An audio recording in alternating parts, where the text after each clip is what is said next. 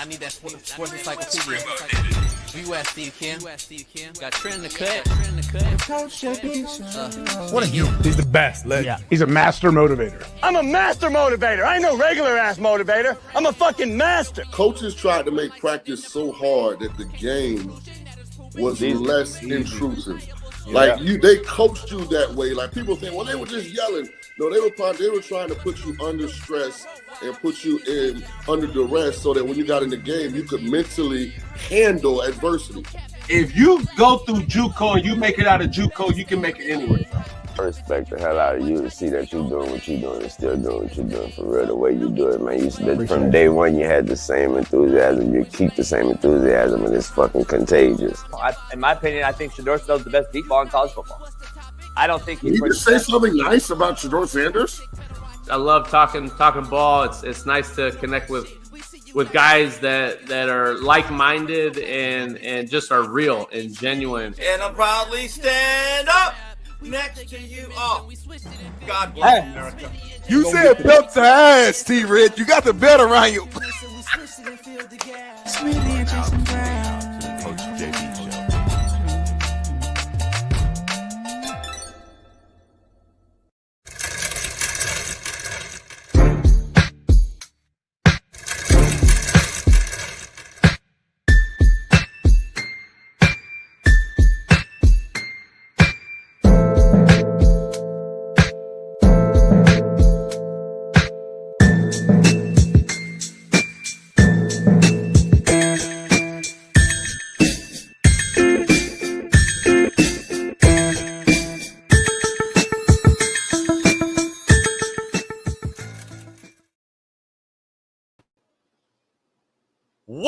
What up, man? We're in the building. It is Truth Telling Thursday, and I don't know what's going on. My screen's all fucked up. Everything's fucked up. Twitter's fucked up. Twitter's starting to piss me off, too, lately, man. Fucking Elon Musk. His shit's pissing me off, too. Nothing fucking works in the morning on Twitter, man.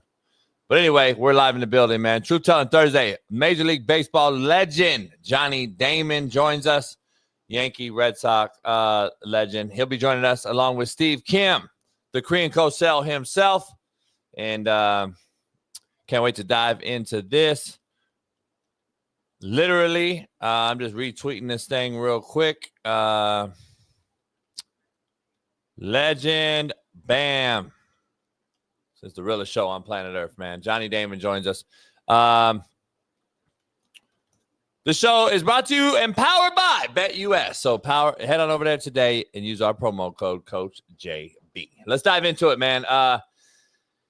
You see the thumbnail. I put a poll yesterday out on Twitter, and it said, who's the biggest shitbird? And it was a picture of Tyreek Hill and John Morant, two fake-ass good boys. And it's damn near a dead heat. I don't know if Bailey can find that poll, but it's crazy. After, like, an entire day, it was dead heat, 50%, 50%. And some people were asking me if there was a third option that said just both. In the hood, we say both. So Tyreek Hill is just another shitbird who has reaped the benefits from the NFL money to act a fool and show us that you can all have this money and all the money in the world, and you can leave the hood. You can get out the ghetto, but the hood will never leave you. John Morant throws a grenade after multiple warnings, and he continues to show us all that these two superstar athletes are why 70% of the professional athletes go broke 3 to 5 years after their careers are over. It is truly sad that they need to act like the broke cats who strive to get out the hood to get where these two are actually at now and have to act the way they do. The fact that these two feel the need to fit in with the negative narrative that is shed on the hoods of America, instead of trying to change it, is just as sad as anything else. It is easy, and easy is fucking average. It's hard to be different, people. These two have been blessed by the gods, and they refuse to accept it. And there is nothing worse than a waste of talent. Nothing. This is why I was the way I was with my kids and my players. This is why relationships matter. And why we are failing our youth. which is directly showing with these two idiots right here. Tyreek got 12 kids, 8 alone last year, more than he had touchdowns on the football field. Yet the hood thinks this is cool. And this is what it is. It simply isn't how to be or how to act. But what do I know? Somebody that does know, my main man, co-host extraordinaire, Far East Sider 317, Naptown legend, Ball State Chirp, LeBron hairline having, Lamar Jackson loving, AR5 defending, Caitlin Clark jocking, Fox Sports very own, my main man, Big Smitty. What up? Why is my screen all fucked up, homie? Everything's fucked up, man. What you mean, homie? Like, my screen's all small. Like, I barely can see myself. Like, it's all fucked up, homie. Like, I don't know why. Sucks. Your energy sucks right now. StreamYard's all fucked up or something. Like, no, it's not. You look perfectly normal. You're centered. You're clear. Yeah, maybe I do to you. I'm just telling you, my shit is on my thing is fucked. Nobody cares. Like my coach would always say, like, nobody cares. Did you get the job done? Are you getting the job done right now? That's all they care about. I'm gonna go to the boat. Fuck it. My strength coach, shout out to Coach Philly, any coach I have, they don't care about what's going on with your life right now. I can't see myself. The time, place, everything. Are you getting it? We have a show to do. We have thousands of fans waiting to be entertained. Are you entertaining them or are you complaining? I'm about to go to the boat. Fuck this. Man, Big Smitty here, man. It's Throwback Thursday, man. We turned up, we lit. We got a baseball legend join us later. JB already told you about that. We got Young Bailey in the background on the ones and twos, but it wouldn't be us. This will not be Coach JD and Big Smitty without people like Jared, Fly Ride 805, Levi L, TJ Too Nasty, TPP, Andrew Nats, TJ Too Nasty again, Ross Morrison, Hector Briggs, and Vincent Kennard, the OG. I don't like none of them. You said what? I don't like anybody you mentioned. For real? Not even Vincent? I didn't hear that. He came to your house, homie. I didn't hear it. He was at your house, homie. Had your barbecue, had your gumbo, homie, with no seasoning, no spice, had your tacos, all that.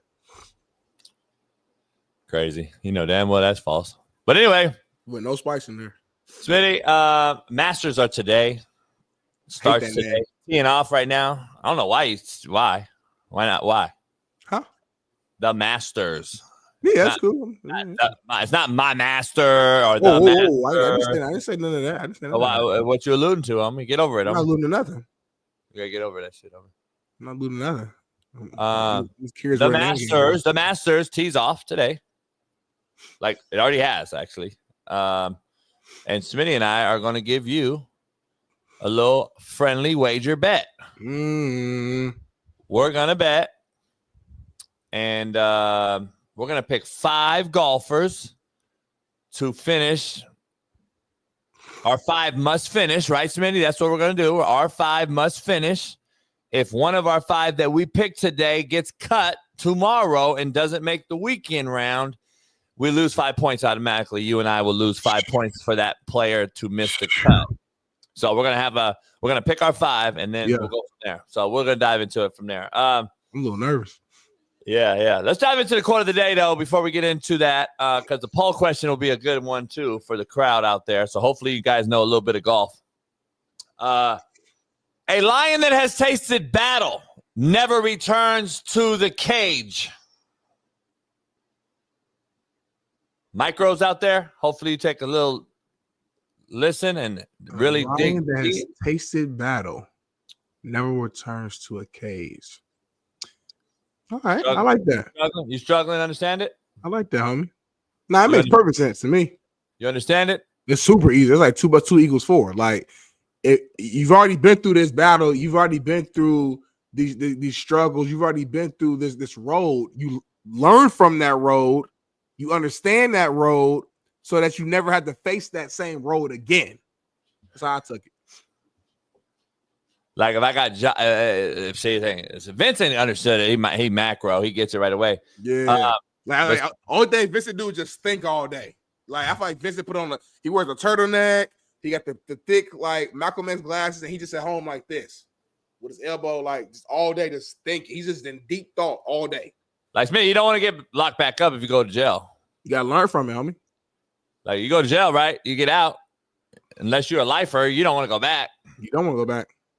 So I ain't gonna go back in the cage. I ain't gonna get locked up. I've tasted like it now. that. I've tasted that victory. I tasted that win. I tell you that pussy. Ooh, wait, I might go back to that. Unless you rhyme with hey and nay. You might go back to that battle. You know what I mean? Man, can I tell you a story? Please do. Let's do it. Where my drink at? I ain't got no drink today. I ain't prepared. Before we get to the contrary to belief, man, we went out on the yacht last week and we were out and we drove around and we came back. We anchored up finally. We got in. And this little boat pops up not far from us, like about 50 yards away, and tried to anchored out. It was kind of small. And AE was like, is that a girl? Because it was bent over in a G-strap. It wasn't a girl. And it was a dude. And then I saw the rainbow flag. And then I'm like, fuck, man. So I'm just seeing this one dude takes his shirt off, baby oil. Ruben was with us. Ruben sees it. And and the way we're anchored, Smitty, like we're like facing this boat, and this motherfucker's like about to suntan or bathe or whatever they do, and it's right in our line. I turned the whole boat, homie, and re-anchored, homie. And I ain't got nothing against y'all. But why are you talking about that, homie? Why you bringing it up? Because I wasn't gonna look straight at this dude's ass in a thong. I would hope not. Why he beat P. Diddy baby oils himself down, homie. Like that's not my get out. But that's not the story though, homie. Okay, keep going. You thought that was a climax. See, I don't let you climax like I'm a different cat. I got deeper thoughts. I work it up with the broad. Okay. You know? You kind of build up to it. Then a motherfucker walks from underneath the boat and walks up, homie. Damn near naked. These two motherfuckers, man, about to do their thing, homie. I had to pull up and bounce. A motherfucker came from the depths, homie, in a little ass boat. There was a room down there, homie, and this motherfucker got out. This motherfucker got out and was wearing a full jean suit with a polo, though, on the water, and this other cat damn near naked. It was a weird dynamic, homie. I just hope I never see them cats again on the yacht, man. But anyway, I just had to tell you that story. Contrary, I had to get out my chest, Smitty. Some shit you just got to get out there so everyone knows that I saw now that. You're free. Now you're free from it. You're good. You can move on. I saw that. I saw that shit. Right. And I was like, fuck, man. I had to keep it. It's been bottled up for a while, man. I know so Ruben this is like your therapy almost. Okay. Like Ruben's seen it and shit, but fuck, man. Anyway, contrary to belief, Smitty, brought to you by Bet US TV. People want to take your spot until they realize what it takes to play your position. Yeah, I like that. That's a good one right there. That's a good bounce back right there, homie. I don't like your energy though. Either way, I don't like your bounce back right there, homie. Like people be thinking they want to be in Big Smitty's shoes. They think they want to do what I do until they put my left shoe on and take one step, homie. And it's different. It's different. I like that. That's the top 47. That's top 47 for my list. Top 47 right there. Y'all think you can play quarterback. Y'all think you can lead. Y'all think you can coach. It's funny. Jazzy Jazz said much better. Yes. Who? Jazzy Jazz said that was much better. Yes. Oh, you all right? Yeah, I saw an interesting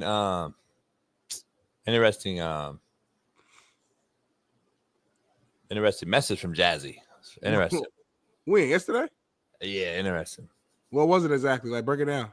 It had to do with had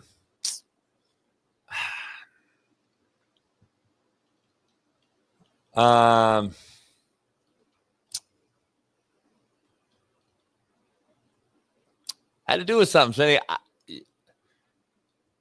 Well, wait. I'm gonna explain it. Had to do. It was weird though. I was like, not weird. I mean, I don't know. I don't know how to explain it. I'll explain it. Let you dissect it. Here in a second. But you got it yesterday though. Is that when you got it?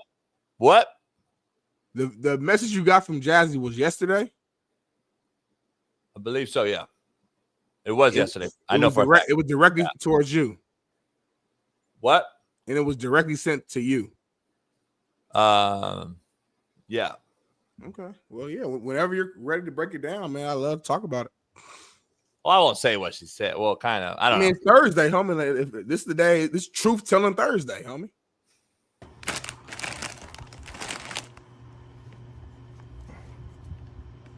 What's wrong with your nuts? They're not in your fucking mouth. Fuck you mean what's wrong with my nuts? These are shitty because they're angels. So it was in response to that.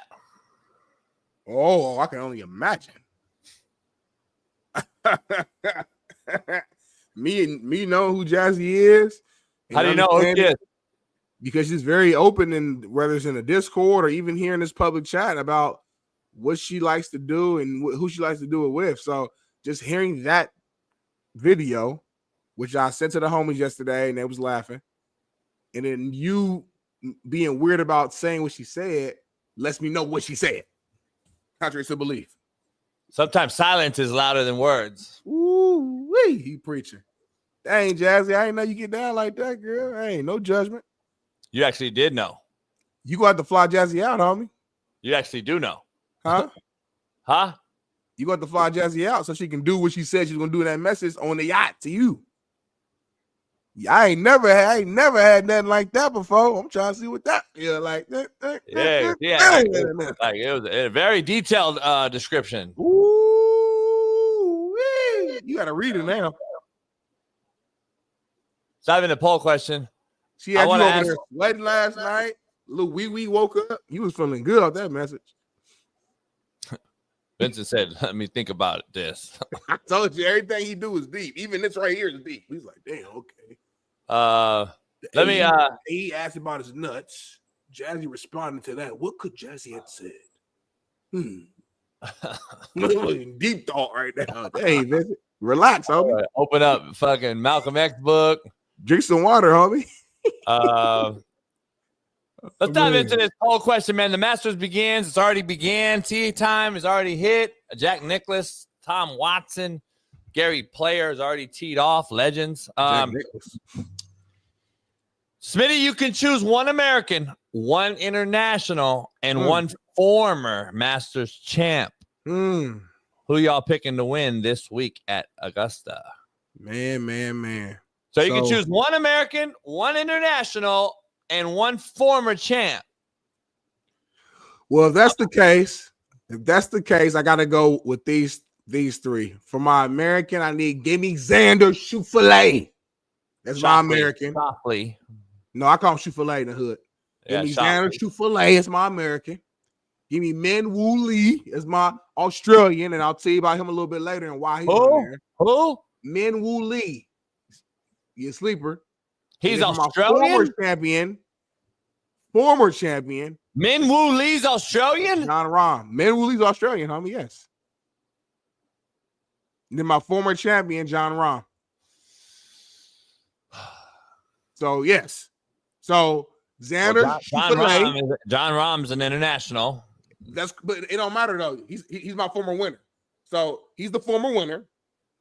Min Woo Lee is my international. And then Xander Schauffele is my American, like for that category. Some of these guys fit in two categories. I understand that, but that's just the way I took my list. Huh. Well, here's my American that how do I say Xander's last name for real though?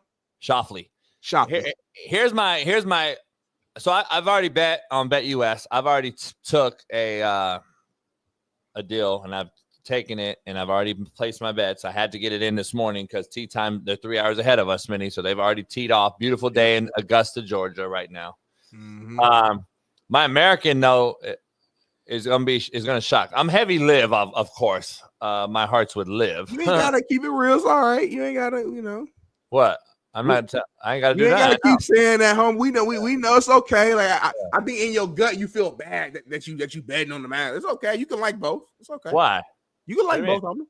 What do you mean? You can like the regular PGA and certain stuff, and then still like live with the PGA. Oh, been around forever. It's okay to like. No. I like certain players. I don't like the PGA itself. No. Right. No, that's what. Yeah. But I'm taking Wyndham Clark as my American. That's going to be, and also I'm taking Wyndham Clark in this whole thing as a super sleeper. So don't sleep. Wyndham Clark is going to do his thing. So make sure you guys, if you want to place a bet as a sleeper with a good payout, Wyndham Clark. Make sure you pick that and go check it out. That's my American, Smitty. I'm taking John Rahm as my international. Copy me. Even though he's won before. But I'm taking him as my international, Smitty. That's fine. That's fair. And man, oh man, oh man. You know DeChambeau is my guy. I do know that. And I also like Koepka. You do like Koepka. I do like Koepka in this thing, man. And I like Cantley. You do like Cantley. You talked about Cantley before. I even like Keegan Bradley. That's a good one. That's a good one.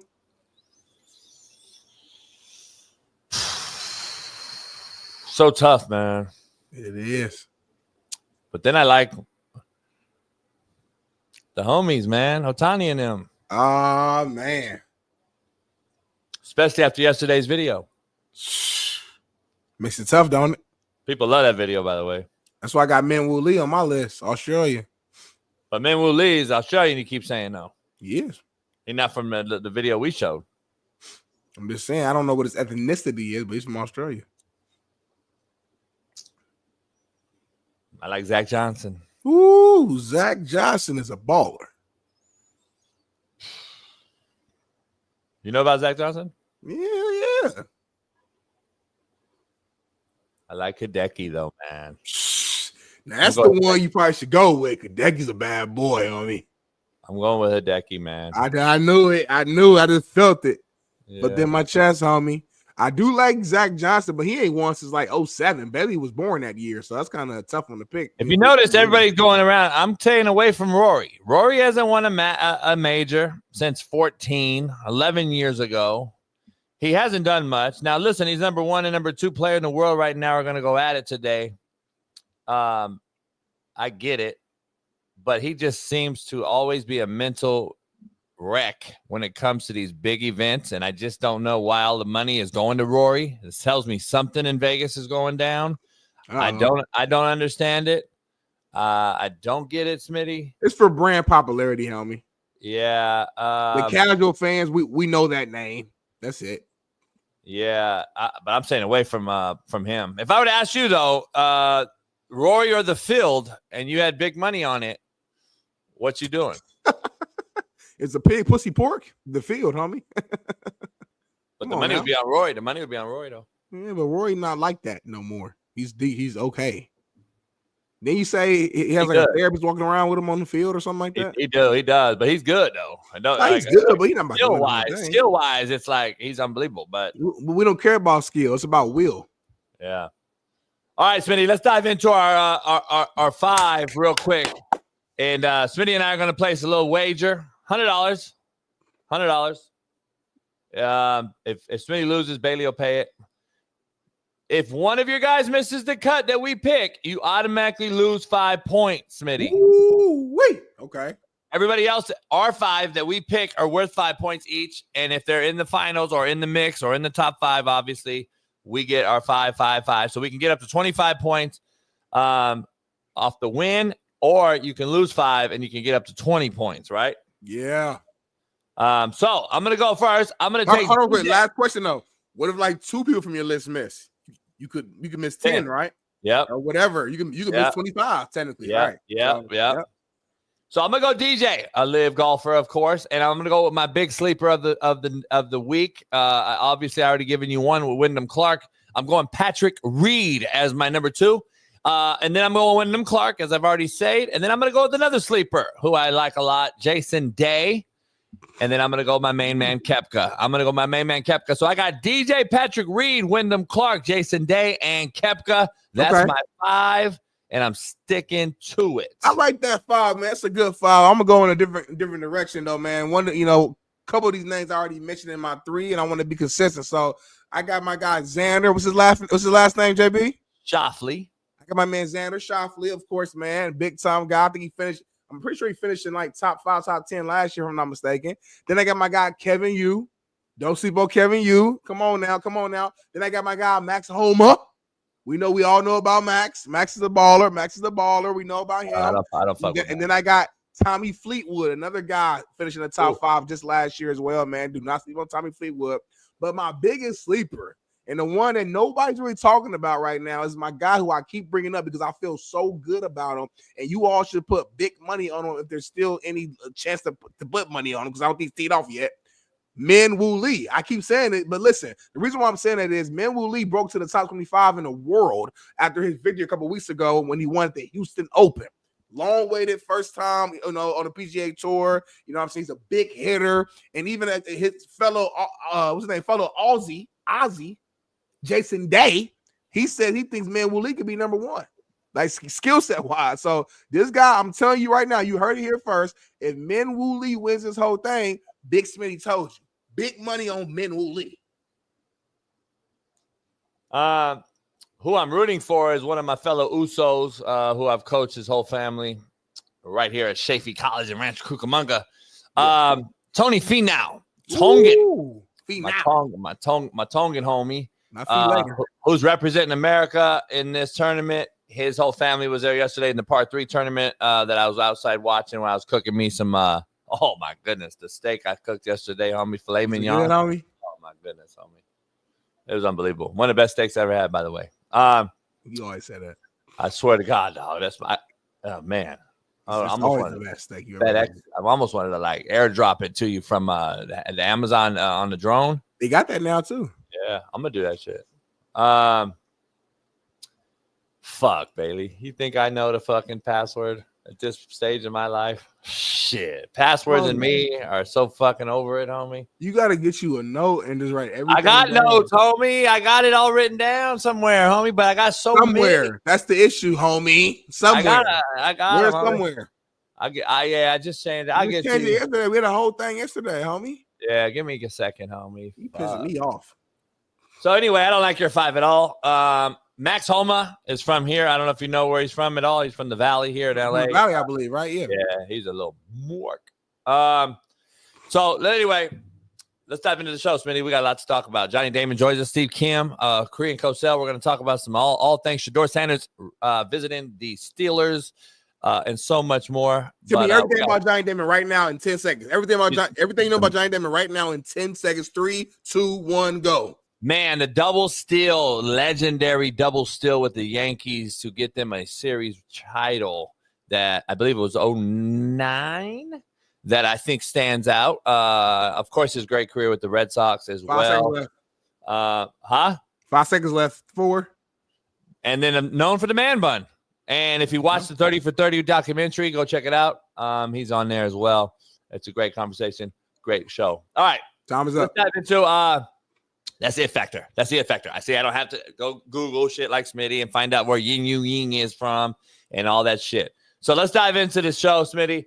And I'll start it off for you since you're still reading teleprompters and doing your Mina Kimes. Miami Dolphins wide receiver Tyreek Hill was always a shitbird, but we'll dive into that. He's involved in another domestic dispute. Another one. Another one.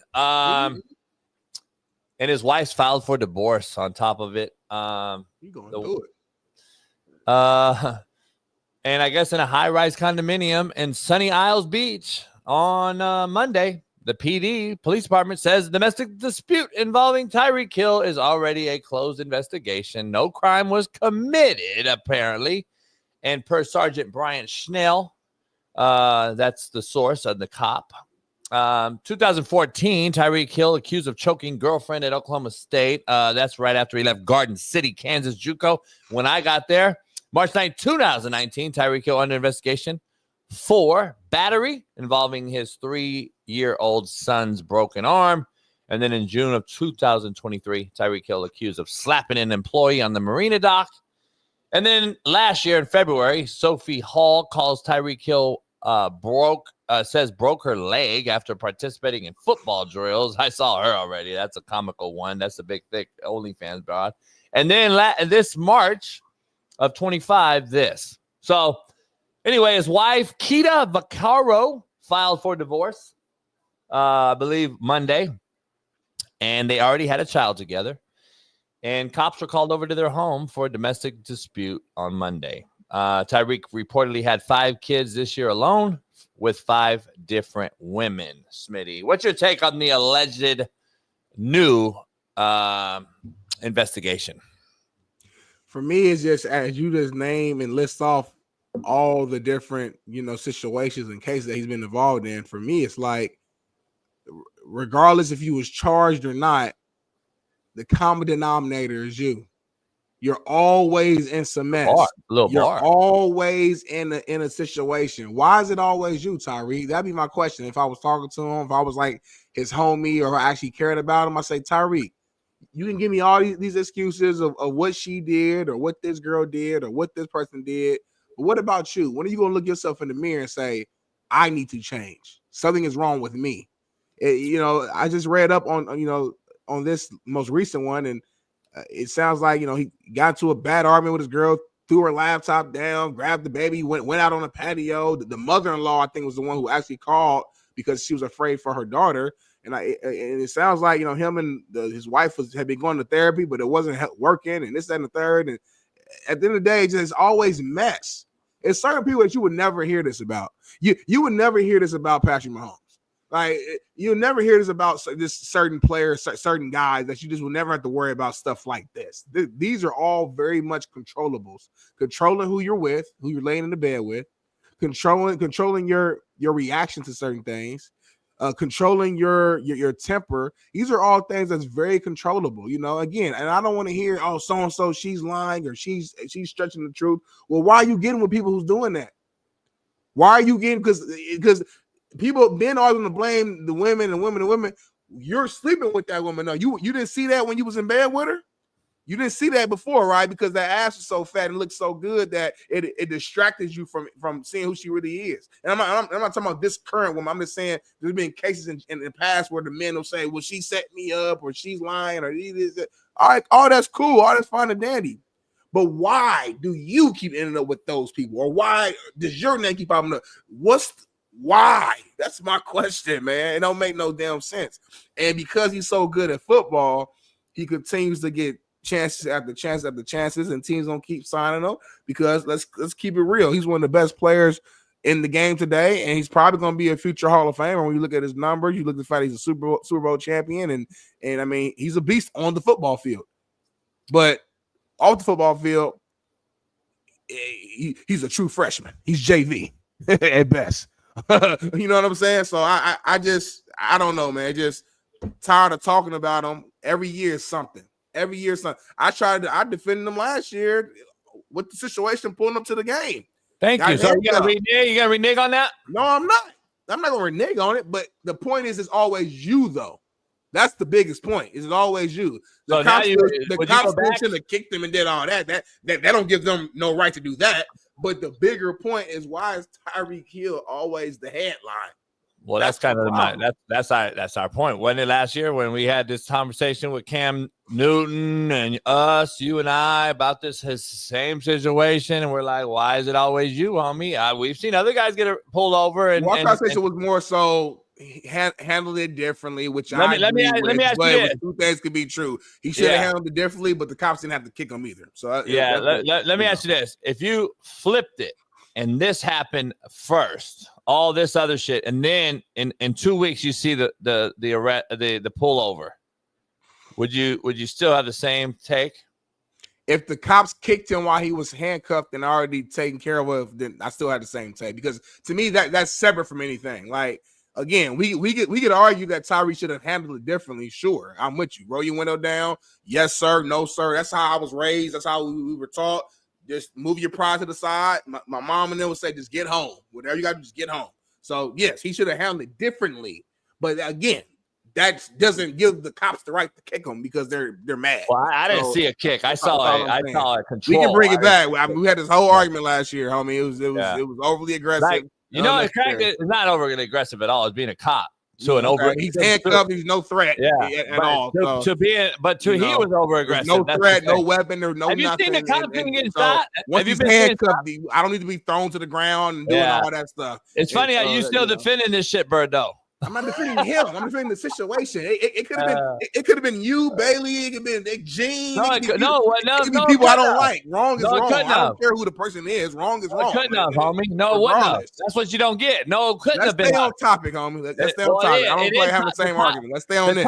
The topic is he's a shitbird. That's why the cops fucked him up. That's why, homie. That's what you don't understand, which I don't get. I've been telling you, what you're saying is you don't have sympathy for him because of his track record. That's cool. I'm not saying I'm sympathy. I'm just saying I'm looking at it from X and O's, right, wrong, black and white, boom, boom. Like that was not right, in my opinion. That's all I'm saying. I don't care who the person was. That's all I'm saying. Yeah, I didn't see an issue. You're saying Tyreek Hill, so fuck it, do whatever to him. Yeah, I see a shitbird. Yeah, no, it wouldn't happen to me, Doug Bird, because I fucking know what the fuck to do. You don't. So shut the fuck up. Here's the thing I got to say. This guy, since I've known who he was, got kicked out of a university, had an issue at the JUCO that we're not even going to bring up here because it was also thrown under the rug. And I know firsthand at Garden City Community College, Allen. Then he goes to Oklahoma State. Guess what? Gets booted there for what? Oh, another woman issue. Then guess what? He goes to where? A Division II. And does what again? Oh, and then, like, why is it always, homie? Like, there's not one time that he hasn't done something and involved in some sort of shitbird act, either with a woman, a kid, or some sort. And now you got 12 kids, and the females out here, just so we're clear, shame on you motherfuckers for continuing to fuck with him. Like, you don't realize he had 5 kids from 5 baby mamas, girl, in 1 year?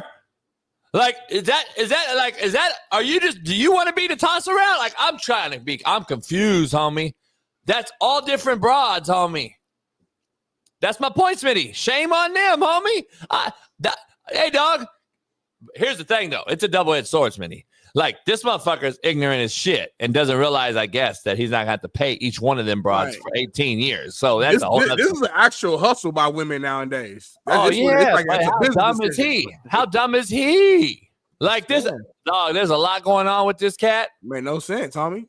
And I just don't know how your mind how can your mind be so clear to go out and ball? And how can an organization not look at you and say, because back in the day, I don't want to go that route. I don't want to go that route now because players do some wild shit back in the 80s and 90s. Just went on social media. Not what I'm saying. Wild shit. No. Not what I'm saying. What I'm saying is, if this were to happen like this back in the day, GMs would have looked at them and pumped their brakes on as far as the money or the contract extension or continuation of your employment with my organization is what I'm saying. We couldn't even drive jet skis back in the day and get hurt and not lose a fucking contract. You think that the team's not looking at this and saying, well, shit, dog, what's priority? Pussy, having kids. I mean, you had 5 kids in 1 year by 5 baby mamas. That's probably a red flag, homie. I'm probably alarming that. Like, what the fuck is this cat doing? Now I got to deal with that at the facility, Smitty. Then the cat gets pulled over for racing down in the backside of the stadium. Then we got another domestic violence possibility. Like, it's always something, homie. Like, I don't know. But listen, we could have made this a poll question, Smitty. The thumbnail's out there. I put it on Twitter yesterday. Who's a bigger shitbird, him or Ja Morant? Oh, shit. Nah, honestly, though, like, I'm going to be real with you. I don't even think it's close. Like, I see what the poll says. Tyreek done been involved in way worse shit than Ja Morant. Way more and way worse. Ja Morant just immature. Ja has actually done, I mean, let me say that back. He's done some things, but not nowhere near on the level of Tyreek Hill, in my opinion. Like, Ja ain't got nothing with women. You know how we feel about women. Like, when it comes to that stuff, you put your hands on women and all that stuff, like, you a bitch to me. That's just is what it is. So that's Ja ain't did nothing like that. Ja's immature and got waving guns around and just acting like a hood cat that he's not. And we trying to direct him in another direction because, bro, like he could be the face of the league. So that's why for Ja, it's more like a frustration. Like, damn, bro, come on. Like we want you. You're excited watching the court. You're super talented. You could be the face. but you're being so immature and trying to put out this facade of you being somebody that you're not. It just kind of frustrates more than anything with Ja. The only physical situation he had was that kid or whatever that he's playing basketball with, whatever situation happened there. That's probably his worst thing that I would say stands out. But Tyreek Hill, then, I mean, you just went down the whole grocery list of stuff that he's done, and it's all cops getting called in almost each case, and domestic violence and breaking legs and all. Again, even if some of the stuff is like a lie, it's the point that your name is always attached to it. There's something with that, man, because there's certain guys where they name don't get involved in nothing. And you can say, well, bad luck, or no, you're putting yourself in situations for you to be in that conversation, even if you didn't do certain stuff. You know what I'm saying? So that's why, to me, this is like apples and oranges. Like, this is like Ja could just mature and become the face still in the next 5 years, and we won't really care about none of this stuff. Tyreek Hill, his history is his history. Now, the thing that quote unquote saves him from the public eye is because when football season comes around, he's gonna give you 1,500 receiving yards. He's gonna give you about 100 catches. He's gonna give you about 10 or something touchdowns. And when football season going on, all we care about is what's going on the field. There's so many players in the NFL who's had cases and domestic violence, put their hands on women, and drug abuse, alcohol, all types of problems. But in that locker room, as long as you ball out on that field, ain't nobody really gonna bother you. And Tyreek Hill is a bad boy on the football field, so that's why once that comes, don't nobody care, including. But if you bet, you're suspended for a year. You can hit a bitch, but if you bet, you're fucked. And if you bet on DraftKings, which sponsors the NFL, you're fucked. But you can hit a female and play. It's fucking unbelievable, homie. The hypocrisy of professional sports is unbelievable, and they don't realize that the babies and the kids and everybody else watching it and how hard they make the jobs of the college and high school coaches, they don't have a clue. They don't even think about it, and they wonder why the shit is failing. I don't get it. Anyway, we'll see. We'll see. Your point's true. I mean, you score touchdowns, you play, you bet on it, you get sit out for a year by the betting organization itself. Make it make sense on me. I don't get it, but it's what it is. Is what it is. He's a shitbird, though. No doubt about it. He is a absolute shitbird. Always has been. I've been talking about this cat for 4 years on this show. Always something. There hasn't been a year that we haven't brought up, or I haven't when I started the show, and then 2 years with you that we haven't brought up something with this guy. So, I mean, it just shit stacks up. It is what it is. Yeah. That's all I got, homie. Great discussion. Great discussion. Well, that's it then. Show's over. Yeah. I appreciate you, man. Thanks all the fans for joining. Remember, if you haven't hit that like button, hit that like button. If you're not green, change that. Bailey, we appreciate you for everything you did today, just preparing the show and the rundown. And I guess we'll just push the guests we have from today, moving to tomorrow. Fuck it. For Free Game Friday. Yeah. My phone dead anyway. Ali, you would know it's not over if you remember. So maybe you member up. And then we can talk about it later. So maybe let's talk about what's happening now. You're the guy on the right-hand side. You're going to be the guy on the right. Where you at? I'm not on there right now. Let's dive into it. There's a China's Huajiang Grand Canyon Bridge is set to open this year, becoming the world's tallest bridge at 2,050 feet high. China got so much money. This has something that comes with it. I got a breaking news video that I got from Insider, but check that out. Look at that motherfucker dipping. China got so much money on me, and they so technologically advanced. It's crazy what their kids are learning, the things that they build, some of the technology that they got. They already got like flying cars, not fully, but like drone-like cars. That's all. The big time influencer Speed, he was over there for a while, and they love him in China. And he was trying out all these new equipment that they got out there. I'm like, man, these guys are advanced above us, at least on the technology side. It's crazy, homie. Yeah, you're wrong, but okay. Not even close to being right either. By the way, they use their weapons and military are shit that we use in the 70s in Vietnam, but they're way more advanced. At least they day-to-day lives then, or maybe they showcase more than us, or whatever. You gotta do a deeper dive. Homie, you gotta do deeper dives. Homie, you gotta do deeper dives. Maybe use stuff that we don't use. It's all right. They actually one of the poorer countries in the world, but you can keep talking that they're rich. Yeah, China. Fact. They're poor? They're poor country, yeah. Oh. So you go check it out. You can go look it up if you want. Like, I'm just trying to give you free game. Here's the thing. Don't believe all the hype. Don't believe the and protected your co-host. Now it's too late now. I don't care about it now. Well, I'm trying. You already talked. You should have cut me off like an hour ago. Nah, you talked to me. I didn't know you were going to say that. Cut me off. Here's the thing. You supposed to know it. You supposed to know it, homie. Here's the thing, though. It factor. I survived the Trump recession from April 7th through the 9th. The rich got richer, homie. I saw all the billionaires that was mad they lost all their money. I survived it right back and got even more. I survived the Trump recession from April 7th, 25 to April 10th, 25. 3-day recession. Homie, everybody thought it was recession was going to happen. Fucking look at the stock market. Elon made big money. You know what? Elon made the most money yesterday. I saw. Let me ask you something though. If you and I, let's say you and I had so much money that we could afford to grab $100 million and slap it on the poker tables in Vegas on some blackjack. Yeah, and we hit. Mm-hmm. What happens? We put $100 million down and we hit. What happens?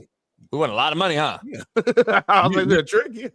Yeah, you do know that the more money you have and you hit, the more money you get, homie.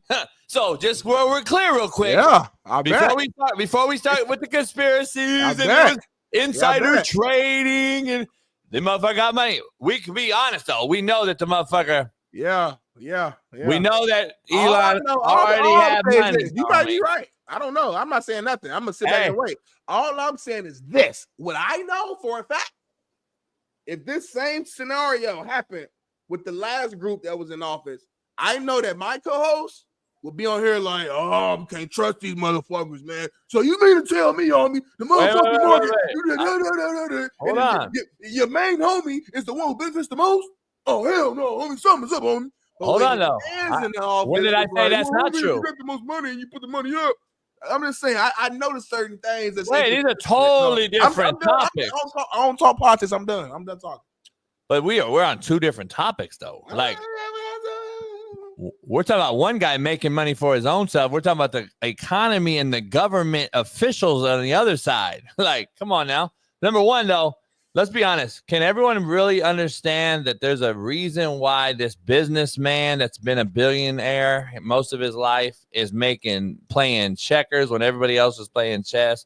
And now China is about to get fucking murked in the economy. Like, I don't realize that what this cat really realizes and what he knows. Like, this motherfucker might just be, and let me be honest, I still am with you on that. I don't trust not one of these motherfuckers. When did I say I started trusting these dudes? I'm saying your energy is totally different, which is okay. I'm fine. That's fine.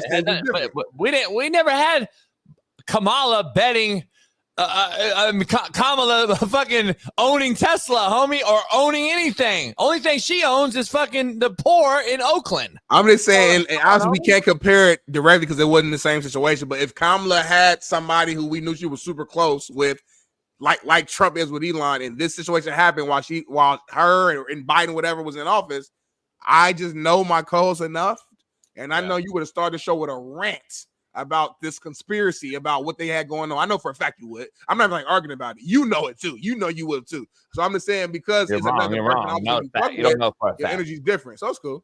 Yeah, you don't know for a fact at all. But I got an inside video about that bridge. Video about that bridge. Take a look. What you mean? I got a video about this bridge.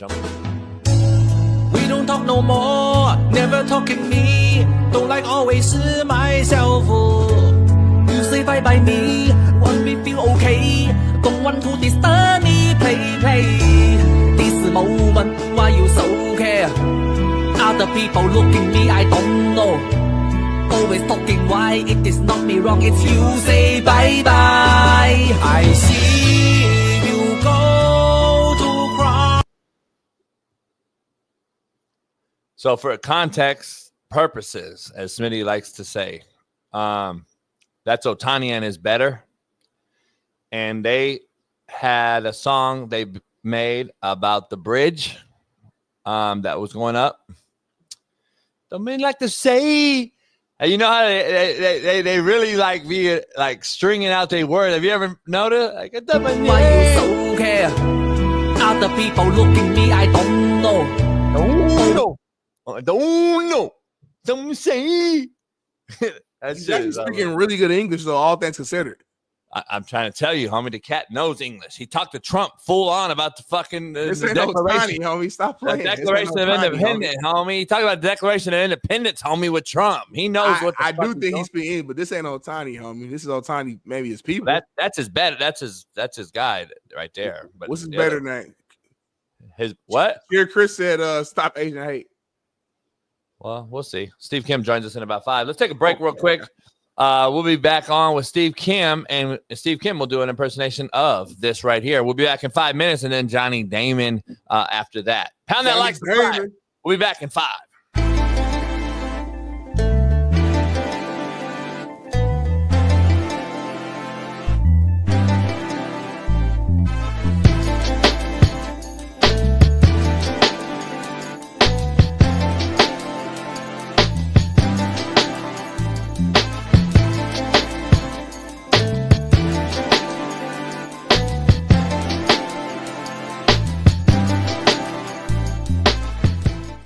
Account posts a girl working with quote unquote route guide who's a South Coach Florida love trainer. This. Coach love this. Yeah. Fuck. Oh, look at it. Oh, hold on. She down there look good. Why y'all playing around? She looked like Travis Hunter. Hold on. Bullshit. Her feet look kind of good, Steve. Like all jokes aside. So you're looking at her feet. Okay. I don't know. All right. Smitty, can I just tell you something? It's a good workout. This is the football version of. Let me line up in front. Can you put her head up? Put her head up running the route, like facing me. Real quick, Jason. This is also a kid. I want to make that clear. This is not a grown woman. Before you do what you're about to do, this is a 14-year-old, 13-year-old kid, 12-year-old kid. Hey, Smitty, I'm from Compton. Starting none won't be none. So here's the go. Let me see. All right. So is this her route? Yeah. Oh, shut the fuck up. Throw that motherfucker down. Fuck all that work shit. Give me that.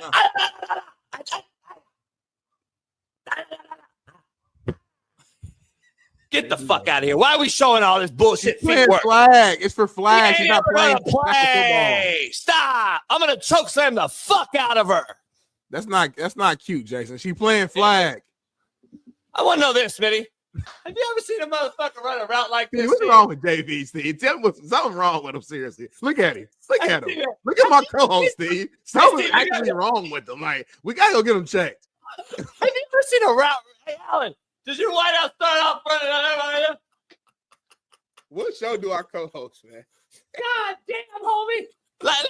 Hey, you almost look like you were doing the Roger Rabbit there. Hey, have you ever like you're doing the RoboCop? I'm out of breath, Smitty. But hey, have you ever seen a hot? Have you ever seen a hot? Out of shape ass. Hey, have you ever seen a hot? Hey, Steve, you ever seen a hot get into the phase and get into the route? Why you breathing so hard, homie? I was smoking a cigar. Oh, yeah, I bet. I mean, Smitty, that's the football version of when boxing hits. Every mediocre boxer look kind of good on mitts. They all look like pound. This is unbelievable. I don't, But my question, y'all, why are we mad that she's just doing some cone drills? I'm not. It's just some cone. Like, it ain't. They're not saying she's about to get drafted in the NFL. They're not. She's just doing some cone drills. We know flag football is something the NFL is promoting. Agree to disagree. But hey, by the way, she's just doing drills.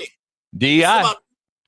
Smitty, about 2 years ago, yeah, the NFL Network during the summer showed some international flag football competition, and I just all right, I'll watch it. I need water. And it was the U.S. against Mexico. Man, those Lupes and those Henrietas, they beat the hell out of us. Seriously, the Garcias and the Lopezes. And flag is a different sport. Blew us out. Flag is different than regular football. Yeah. Steve, did you hear last week's Mexican word of the day? You're breathing so hard right now, Jason. No, what's up? You never heard the last week's Mexican word of the day? Nuh-uh. Bailey, do you have the video? Can we show it? I'm surprised you didn't see the Mexican word of the day. Cisco and Ruben gave it to me. I reiterated it. Actually, Cisco did not give it to me. He called me a gringo. But we did a video. Our take. It might be a short. Yeah, give us 1 second. There's a short, Bailey. You can find on Instagram. Hey, Steve.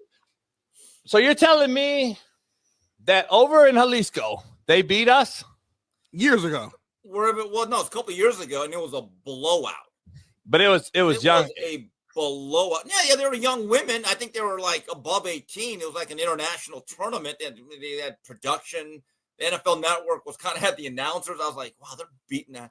It was almost like 35-0. I'm just telling you, it was actually a blowout. I was like, wow. Because we're not investing in the sport enough with our women because JB was so anti-flag that we're getting embarrassed now. Take a listen, Steve. This is the Mexican word of the day last week. This is the Mexican's word of the day. My homeboy asked me to give a shout out, so I said, let me do a Mexican word of the day. We say Mexican here in the hood. We don't pronounce anything like with a C or as a Mexican. Love that. Smitty, the word is chum. Chum. Okay. CHUM. Chum. Have I heard the word chum? Chum's like you chum for fit when you fish. You like chum. Fish. Yeah, like this. Yeah, chum. Okay. All right. Yeah. I didn't know it was a Mexican word. All right. Shout out to chum. My whole family is illegal. I hope ICE don't catch them. All right. That actually did not sound the same.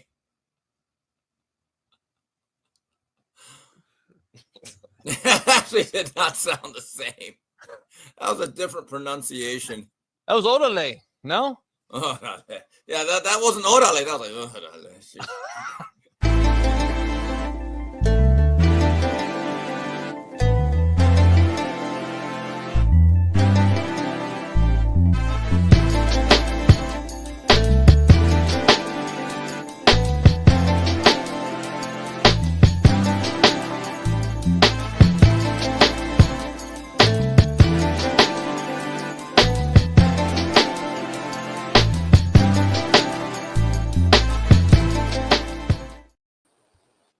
See, Kanye back out here in the Twitter streets acting a damn fool, man. This dude, something really wrong with this. Is he? Man.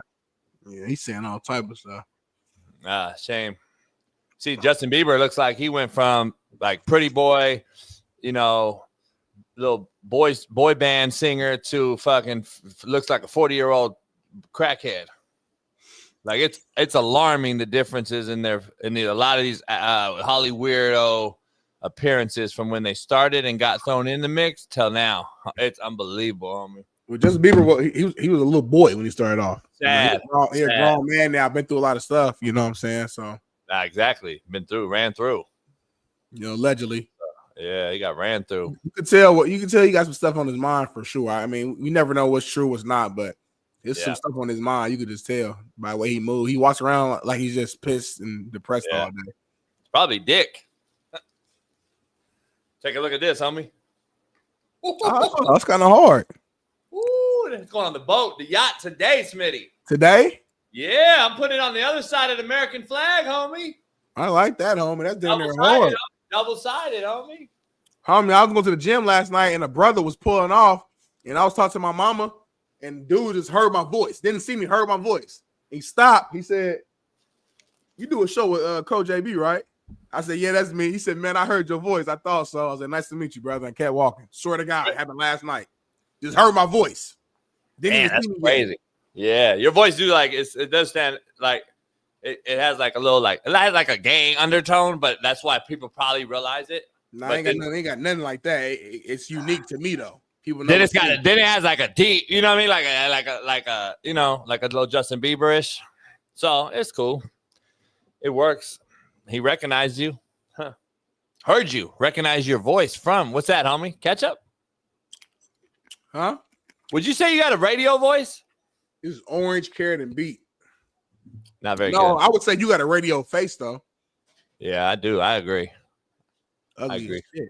I agree. Let's keep this. But do you have a radio voice? No, I'm saying like you have that voice. You have a legitimate voice. I got whatever voice. I can act. I can do radio. I can do podcasts. Already done live TV for almost 2 years. I can do whatever you need me to do. I can do it. I'm a high level entertainer. I can content create. I can do social media. I can do skits. Like I can really do it all. There's nothing I can't do. Division I football player, all conference guy, all academic, all conference as well. My grades good. Literally, whatever I do in life, I succeed. I don't fail in shit. I'm not being cocky. It's just the actual literal facts. I've never failed. So hey, it ain't bragging if it's true. It is what it is. Ain't bragging if it's true. So it is. A lot of people in the chat don't understand that though. You get a bumper sticker, homie. I'm gonna put this fucking thing everywhere. I'm put on the jet ski. I'm put on the fucking car. That's the worst thing you could drink. Orange, carrot, and beet, homie. It's the worst thing you could drink. That beet is great for your blood flow. People like me who got high blood pressure issues, it's good for that. Not real beet. Carrot's good for your eyes. Orange juice give you that vitamin C, health, immune system. I'm breaking it down to you, homie. You and baby, y'all too young to understand. That thing right there, just so we're clear, is worse than Mountain Dew. You know Mountain Dew kills your sperm cells, homie.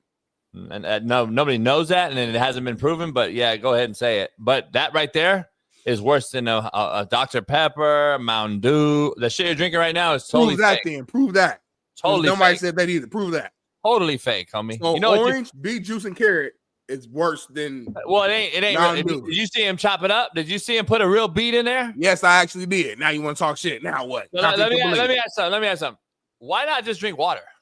I do. I'm just saying you don't need that other thing. But no, water is the main thing your body needs, of course. But water doesn't have everything that you need. Water doesn't have electrolytes. Water doesn't have certain nutrients that you need, homie. You have to eat fruit, homie. So you can either eat this or drink it. I decide to drink it. Let's get to brass tacks, homie. If you ate a carrot and a beet and a fucking thing, if you took it from the actual garden and blended it up and put it in a blender and then put it in the cup, you think it's gonna taste like this drink you're drinking? Yeah, I've done it. No, it's not. And you know why? Because we have a juice. We have a juicer. I've seen my wife literally make me juice here. What are you talking about? Eat the raw fruit, then, homie. I don't want to, homie. You do what you do at y'all. Do I do at my house, homie? My point. You add all this. How much sugar you think they add to already sugar? No sugar added. This is the ingredients. Fruit has natural sugar. You don't need to add sugar, homie. Exactly, homie. That's why you eat it. For a long time, I've been doing smoothie, all that. You stay in your lane, homie. Keep smoking cigars. Keep fixing cheese steaks every single day, and greasy ass tacos, and chewing on salty ass peanuts, and doing all that, getting your butt ache. Keep living that lifestyle you want to. It's gonna catch up with you. I'm gonna keep doing this. Keep getting in that gym, and we're going to see who ends up living a longer life. I keep telling you and Betty, get your ass in the gym. Y'all be in the group chat all day, texting about some bullshit, far-right shit. Get your ass in the gym and squat, bench press, curl, get on the Stairmaster, do something. You sitting around all day, ain't doing nothing with your life. You eating bad, you smoking, you drinking. Get up, do something, man. Stop making excuses. So you can tell me to go to the gym, but I can't tell you what to drink. You're not the health guy of this show. I'm way more healthier than you. So let me educate you on that. I eat real meat. I bet you do. Like, yeah, it's high protein. I mean, better than all that other shit you do. All you eat is meat. You love eating meat. Here's the thing I got to say. In all seriousness, do you realize I don't know if I like a motherfucker. I don't know if there's something more in the world that I dislike other than the fucking idiot that puts the shopping cart in the middle of the aisle at the supermarket, like in the lane, and then walk home. That's far number one for me. That's a big pet peeve, homie. So that's number one. But I don't know if there's another. It's a close second though for a motherfucker to tell me what to do. So in all seriousness, like, don't tell me what the fuck I need to do, motherfucker. You think I really give a fuck about what Smitty drinks? You guys shut the fuck up. I don't give a fuck. I drink tequila all day. Like, Smitty ain't telling me what to drink. You guys are weirdos. You think I really give a fuck? Side note, y'all. Young Bailey told me behind the scenes, he said, Smitty, you couldn't train the way I do. We should do content because you guys are content creators, homie. You should actually film each other working out. Bailey couldn't see me at the gym, and I'm not even in my prime. I'm like far from my prime. I'm like ages away from who I used to be. Now he still can't see me, homie. That's a great Ask point, about me, Bailey. That's all I'm gonna say. Google me, Bailey. Great You're point, not D. seeing Jones. me in the weight room. And I know Bailey probably taking all the little creatine, all that. Bailey, trust me, you're not seeing me. I'm way stronger than you. Bailey still take the scoop powder. Yeah, he said he young, he 21. He still, I get it. I was doing that. He got the 3 scoops a day, pre-workout. I don't need none of that shit on me. My passion wakes me up. I don't take shit. I just wake up, drink water, go lift heavy weight, and come back home. I'd blow out my hamstring. Tell me your big 3 right now, man. Tell me your big 3. Why do I need to squat? Don't fucking lie. Don't lie. Why do I need to squat, Don't by lie. the way? Put it in the chat. Don't think about it. Hey, why do I need to squat, by the way? You don't need to, but I would say some Bulgarian split lunges would be great for you for keeping, for your quads, your glutes. There's certain little muscles that you need to work on to prevent injury. I can see you tearing your knee at some point because you're just so weak. Your core is horrible. Your glutes are weak. Your quads weak. Your hips are stiff. That's why you're dealing with a lot of back issues because your core is so damn weak, and your ass and your hamstring are so weak. You're getting no support, and you sleep so weird that your alignment's off. Like you're all fucked. You need to go to a chiropractor a couple times. I know your cousin does a great job, but you don't go out to him enough because he's so far. You need to do certain workouts. I can send you a whole thing to get you better, but you're not gonna do it. So you're fucked. Did you see the Island Boys and Charleston White? I don't want to see the Island Boys, homie. They're weird as fuck. They be kissing each other and shit. I don't even want to look at them. They be what? You talking about the Island rapper, the little weird boy with the tattoos on his face and the dreads? Yeah. I don't want to. I don't want to see nothing with them. Please, don't. They tried to call Charleston White and apologize to him because or squash the beef, I guess. And Charleston White, I guess, called their baby a little retarded baby.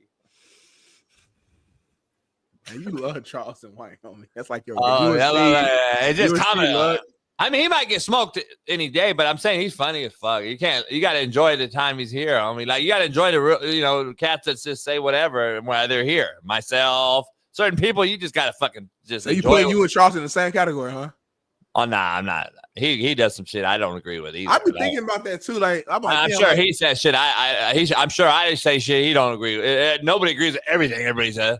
I'm trying to think though, like if something did happen to you, I'll be trying to think like how will we proceed? Like will we just immediately just cancel the show and just say fuck it?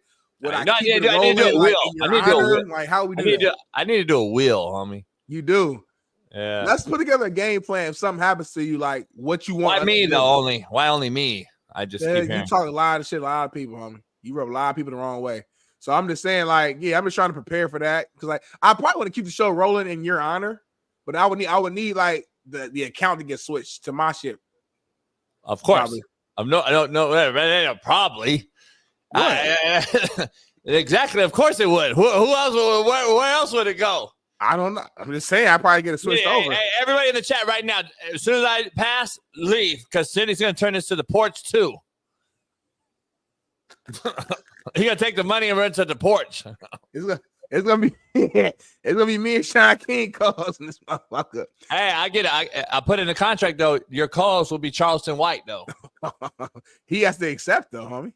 He will, homie. But I'm saying probably be a big ass show. It would be a huge show. It'd be a huge show, but yeah, we gotta afford them. So I'll probably just put Shaun King on here just for affordability purposes. It'd be the Big Smitty show with Shaun King. Hey, where's Steve at? He probably boxing or something. Hey, Smitty. I'm trying to look at the leaderboard, homie. I'm trying to make sure our guys haven't teed off. Oh shit! You know what's crazy? Fuck. Well, let me look at the rundown first. I don't want to bring it up. I hit my ass on the fucking mic. I know it's crazy. I looked at the rundown and we ain't even talking about that. Maybe y'all don't care, but we at least mention it. Lakers played Mavericks last night and locked in a playoff spot, secured a guaranteed playoff spot. It was Luka's first game back against Dallas in Dallas. They did a whole tribute video for him. He got emotional, teared up, and then dropped 38 points in 3 quarters. I don't know what he ended up with. 45. The man went crazy last night, homie. At 45. I couldn't believe we had it on the rundown. Big time win. It was actually a good game. Luka ended with 45. 45, 8, and 6 in his revenge game. But 38 of that came in 3 quarters, homie. Every time he touched the ball, the Mavericks fans was cheering for him and rooting for him. I shout out to Luka for, that was an emotional game. You know what I'm saying? They showed him when he got drafted and all that. And to go out there to refocus, lock in, and ball out the way he did was huge. And more importantly, the Lakers secured the playoff spot. And we know how tight the West is. So the fact that they're in it, don't have to worry about being a play-in team, that was big. And yeah, I had to shout that out real quick. Yeah. Yeah, he started off on fire. So we got Jonathan Vegas. He's a 2 under to start. Zach Johnson, 2 under. Chris Kirk, 2 under. Noah Kent, 2 under. A lot of cats at 2. None of our guys yet. I don't think we've started off the still at. Michael Kim's at 1 under. And shout out to Bernard Langer, old school, and Fred Couples, 1 under right now. Old school cats. They'll be over with here in a few minutes. But Patrick Reed just started. He's even, one of my sleepers. Jason Day's even, one of my sleepers. Man, you like Min-Woo Lee, didn't you? Yes. Huge sleeper. I'm telling you, I should put some big money on Min-Woo Lee. He's fire right now, man. Finished top 25. Where you going? Finished top 25. Just won a major not too long ago. Smitty. I feel good about Min-Woo Lee, homie. He about to miss the cut already, homie. Nah, he not. Bailey, do you want to tell Smitty how he's already 2 over? That's fine. That's not like the end of the game. Hey, let's dive into it, man. I got Korean Cosell, the co-host of Whitlock's Fearless and the 3 knockdown rule with Mario Lopez. He's not a Min-Woo Lee, by the way. He is a Steve Kim, the Korean Cosell himself. Steve Kim joins us. Steve, what up, man? What's going on, fellas? Hey, guys, I want to let everyone know. I remember this was about 5 years ago. Manny Diaz gets hired as the head coach of the Miami Hurricanes after a national search that went all the way to the Heck Center. He went undefeated at Temple, Manny Diaz, by the way. How long was he 0-0. And so then I'm watching the videos. He hires a strength coach by the name of David Feely. And so I'm doing some research on what is Feely about? What's our strength and conditioning going to look like? And in one of these videos, there's a young Darnell Smith, like squatting like 6 plates on each side. And I'm like, what? Wait a minute. I know that. I've seen that guy. He looks very, very familiar. And I'm like, talk about it. Talk to him, Steve. I mean, I was like, wow. Smitty is a powder keg. Shout out to Coach Philly, man. That's my guy. Did a hell of a job at Miami. Coach Philly will still reach out to me. I haven't seen him since I graduated in 2016. To this day, like once a year, Coach Philly will randomly just call me and just did a hell of a job. The transformation of Jalen Phillips' body after he went to UCLA, was the #1 player in the nation, had some concussions, he retired, actually sat out football for a year. So he decides to give football one more shot. And I remember watching some videos and some pictures of him. He looked so lean and skinny. I'm like, oh, this ain't going. By 10 months later, he looked like a guy.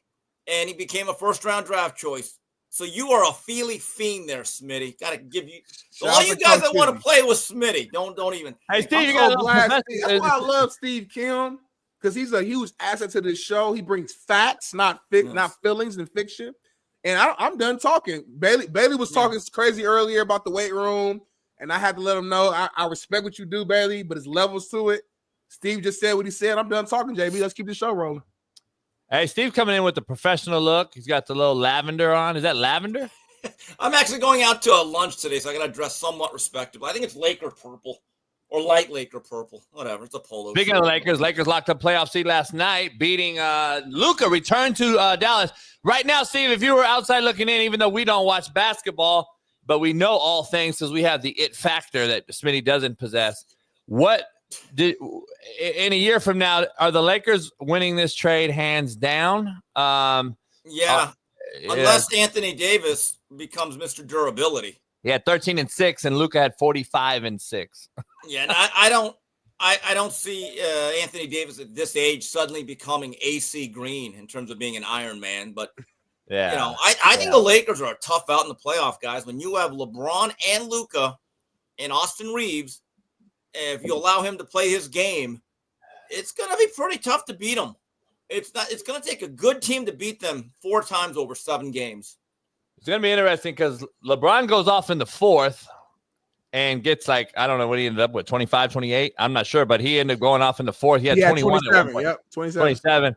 And for him to have 27, Luka at 45, even though I'm sure LeBron, you know, pushed it to him as his return to Dallas, where the whole crowd base basically was rooting for Luka still, which just tells you kind of what's going on there with Nico and that regime. And then Mark Cuban's head's down, probably not only because he lost his meme coin money, but also he was like, oh shit, man, what are we going to do here? Even though he sold his piece. Man, that is a tough stretch for old Cubanator.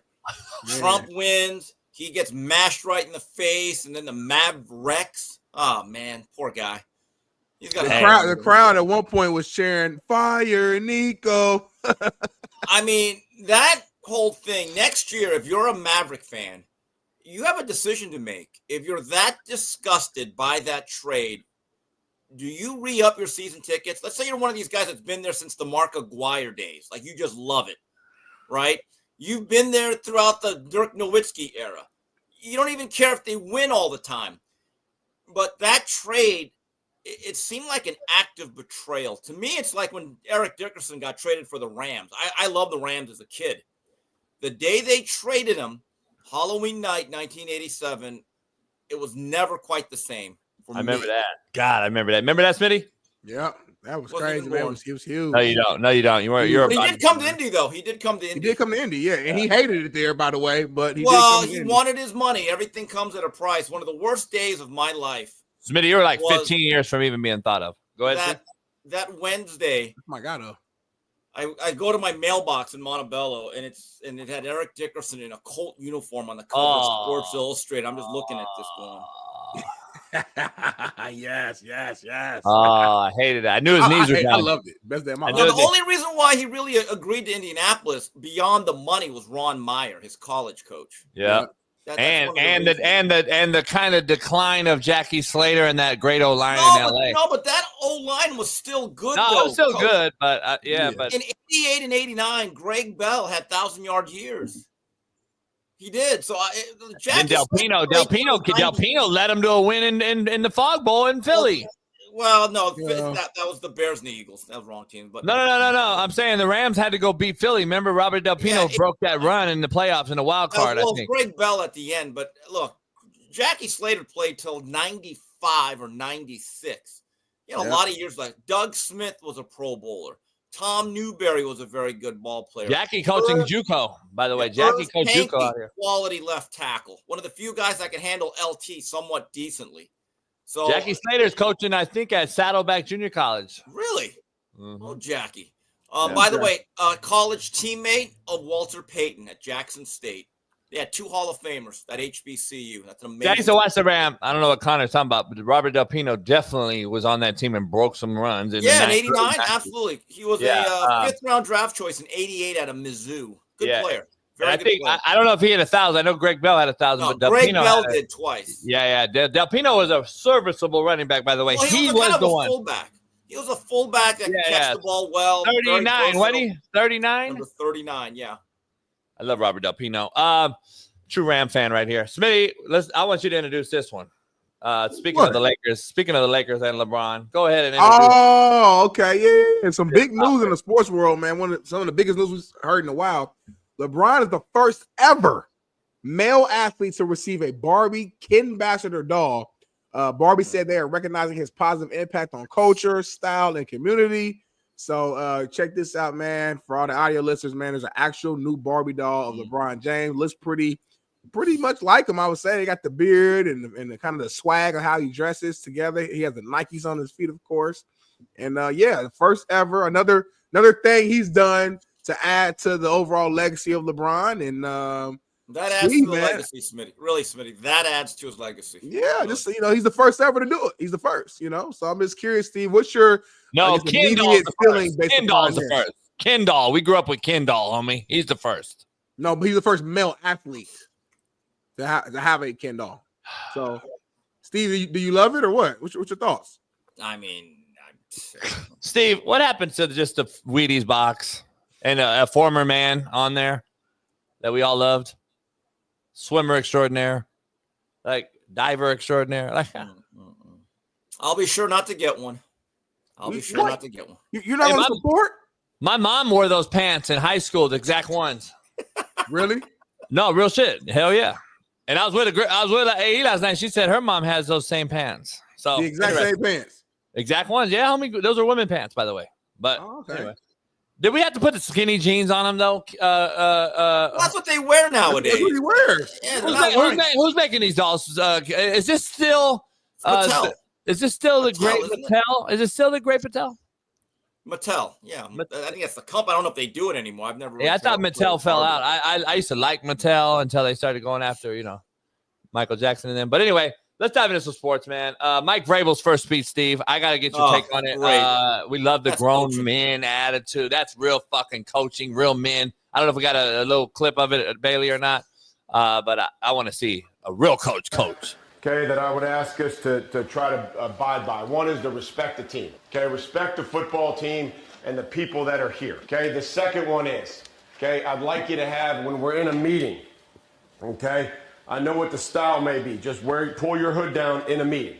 That's all I ask. I just ask that when we're in a meeting, that we just pull our hood down and we go from there. Be on time. We just talked about time. Be on time. Mike and McDaniel. If I can't be on time, Christian, what's the easiest thing to do? You would just call, right? That's called communicate. All you got to do is say, hey, something came up. I'm going to be a little bit late. Now, after about 4 or 5 times, that starts wearing off. This is just a once in a while. All it is a respect thing. And the cell phones. We all got cell phones. Most of you have more than one, as a matter of fact. Just leave the cell phone in your bag, but just put the phone away. And if it rings, don't start coughing. Like, I've been in this league for 25 years. We all know when a cell phone goes off. We don't need to start coughing and doing that shit. We'll just turn it on and put it on silent, and we'll move on. Leave it in your bag. The cell phone's in the weight room. Leave it on the counter or leave it in your locker. You don't need to do a set and then check your cell phone. Do a set and check your cell phone. Just leave the cell phones out of the locker room. And what my goal was, that I told everybody in the building, and I told Mr. Kraft, I told the coaches. And then he went into his goals. We'll end it right here. Here's the thing, Steve. Treat them like fucking employees. They make a lot of money. This professional football. Now, and I don't want to hear the player empowerment thing, and they try to get this guy acts like Mike Malone. I'm just telling you, man, I wouldn't be surprised if this thing is full of Mike McDaniels running around here very shortly. Oh, come on. If they run a guy like him out of there. I think Vrabel will figure it out because I think he has more of a little swag and a little bit more in touch with the guys. And I think the guys will kind of feel a certain way by letting him down, which is the number one key, I think, as a head coach. If I get that feeling that I'm going to let my guy down who's bought into me, I think it weighs more. The cell phone deal is not that big of a deal to a guy that I don't want to let down. The hoodie off my head in a meeting is not that big of a deal as it would be. And you hear a bunch of teeth sucking, Steve. Man, I can't have my phone in the weight room. You won't see that in New England is my point. This is where the Patriots, and I actually know someone in that front office, they're going to have to bring in their type of guys. And this is where if you go to the meetings, you have the pro days, you have the combine, I would ask them, what do you think about hoodies? Can you just wear it like this during a meeting for 45 minutes? If you can't, you're probably not our type of individual. Yeah. You need to look at your cell phone at the most inopportune times. If Vrabel is giving a team speech, do you have the discipline to not have your phone? And by the way, Vrabel, I've been told this. You can put a burner app on your phone, so you don't need 4 phones anymore. You don't need the Motorola, the T-Mobile, and you could just actually put different numbers on your phone. How you know that, Steve? I can Google the doggone thing. So the other thing is, you got to bring in your guys, and when you talk about culture, that means can you adhere to these cultural norms? If you cannot, you're probably not or should not be a New England Patriot under Mike Vrabel. Now, my only response, and I guess question for JB more specifically is, you didn't notice that Vrabel had a note sheet that he was looking down a couple times. Not really. Not take any issue at all of him looking down during the speech. Not really. It wasn't a really, note. or is he black or white? Do you have it? No. Or you don't? I do. He did, but you look at him looking at it though. There's a difference. He's trying to sneak and play it off. He's looking down. Look at it. Smitty, we all carry some sort of sheet and then we actually look at it as a directive, but we're not staring at it. You're not reading it like a speech. It wasn't the crow and the eagle, man. Let's be honest. I don't have a problem with it. I love Vrabel. I'm just asking you because you're the one who had a whole show about you should never need a note sheet if you're a coach. Speak from the heart. Don't look down. He's looking down a lot in the beginning. So that's all I'm, be consistent, Jason. Be consistent. That's all I'm saying. I'm always consistent. I like that he had a directive, but I don't believe I actually like that he was walking around the room, addressing the players, looking at them in the eye as a real coach and a man, and saying no hoodies, no cell phones. One thing about Vrabel, he's one of the few coaches that I think players would respect because at least half of them, if he took them into an octagon, I would favor him.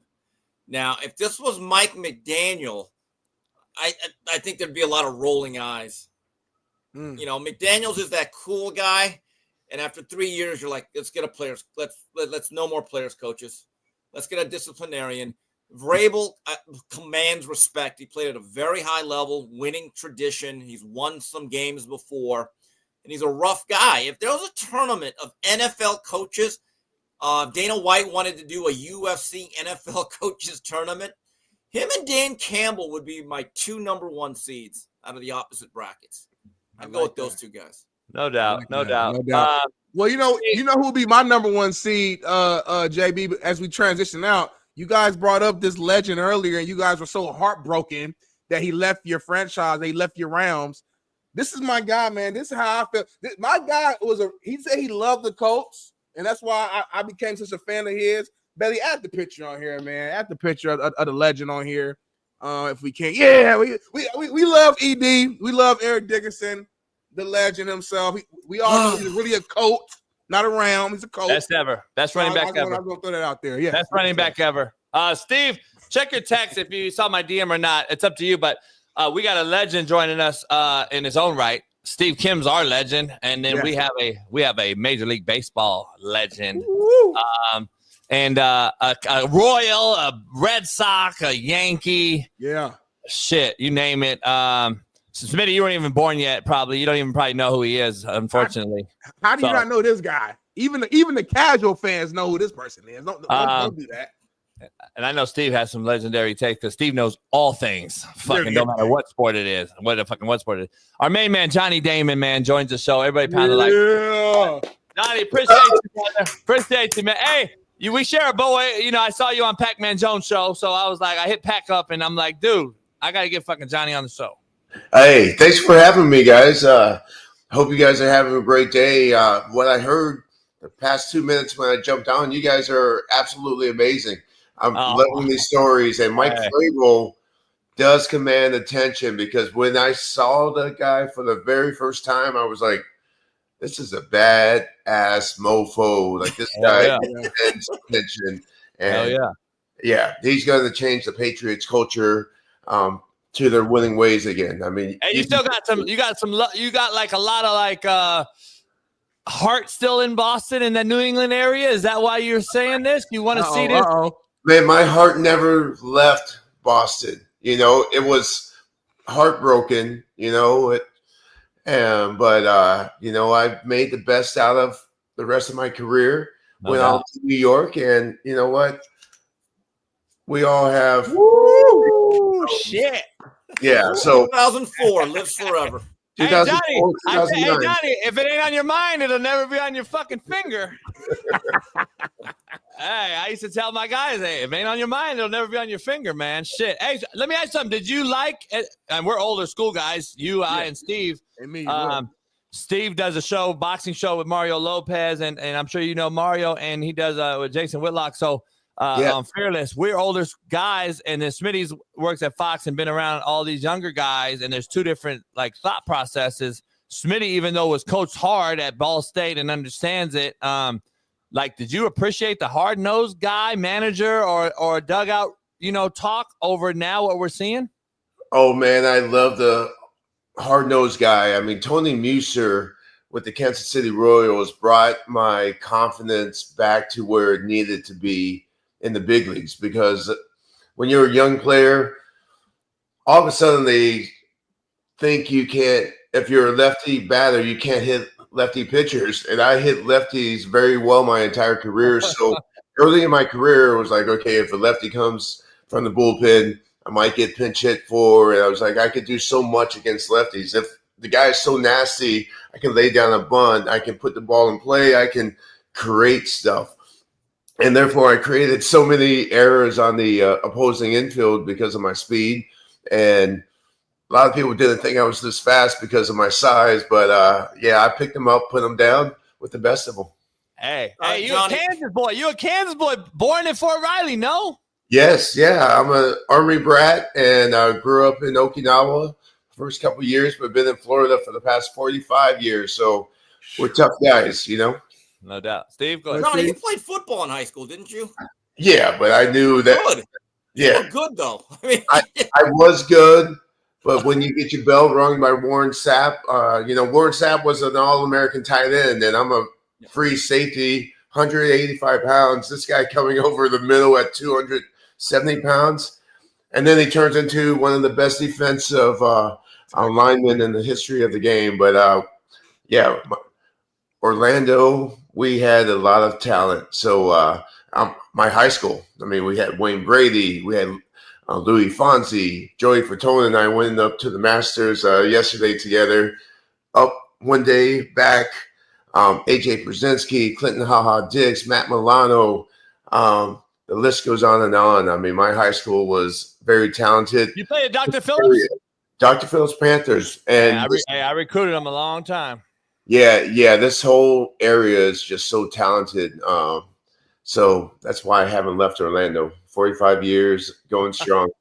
No doubt. I love it. Well, you start off this segment, man, showing your hand and showing your two rings here. So I kind of want to transition there. Kind of share with us, some of your, I guess, favorite memories from both of those rings. You said it was 04 and 09. Like, if you could share this one of your favorite memories from both teams, what would they be? Well, breaking the curse after 86 years. I mean, when I first joined the Red Sox, it was like, even spring training, there was that thought that we would never win. And I was like, man, this is a horrible attitude to have. I mean, you've got to go into the season thinking you're the best team out there. Like, even when I was with Kansas City, like the early season predictions, you're going to finish in last place. And I always looked at that as a challenge. I was like, last place, like, we're going to at least be third place. But you always had to bring your A game, So our offense in Kansas City in 2000, we led the league in hitting with a 288 batting average. I mean, you have myself, you have Ray Sanchez, Jermaine Dye, Mike Sweeney, Joe Randa. I mean, we were balling with everybody. So 288 team average that year. I think the best last year was 263. So we created chaos. We all could bunt, hit and run. Still, we all were fast, we all were young, and we all had some fun. Hell yeah. Hey, let me ask you something. While we're talking about rings, Steve and I are old school. We talk about, like, the history of the game. The rules have changed. Obviously, they had the pitch count or the clock and the extension of the bases as far as making them bigger. Where are you at with that mindset? Is this a big deal? Because Steve and I, let's say we want to go to a Dodger game with Mario Lopez as he drinks margaritas in the front row, and I'm sitting there like – And it takes 3 hours to get in Dodger Stadium, and it takes 3 hours to get out, but the game's an hour and a half. I'm like, what the hell is this? Is that a big deal to you guys nowadays? Would you like to play in this era? I would love to play in this era. I mean, the fact that the guys can only throw over 2 times.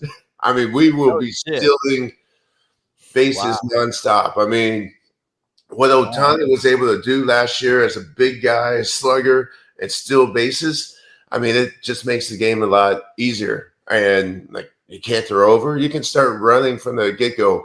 I think it's a great era. I think there's a lot of young superstars that has ignited this league that people are paying attention.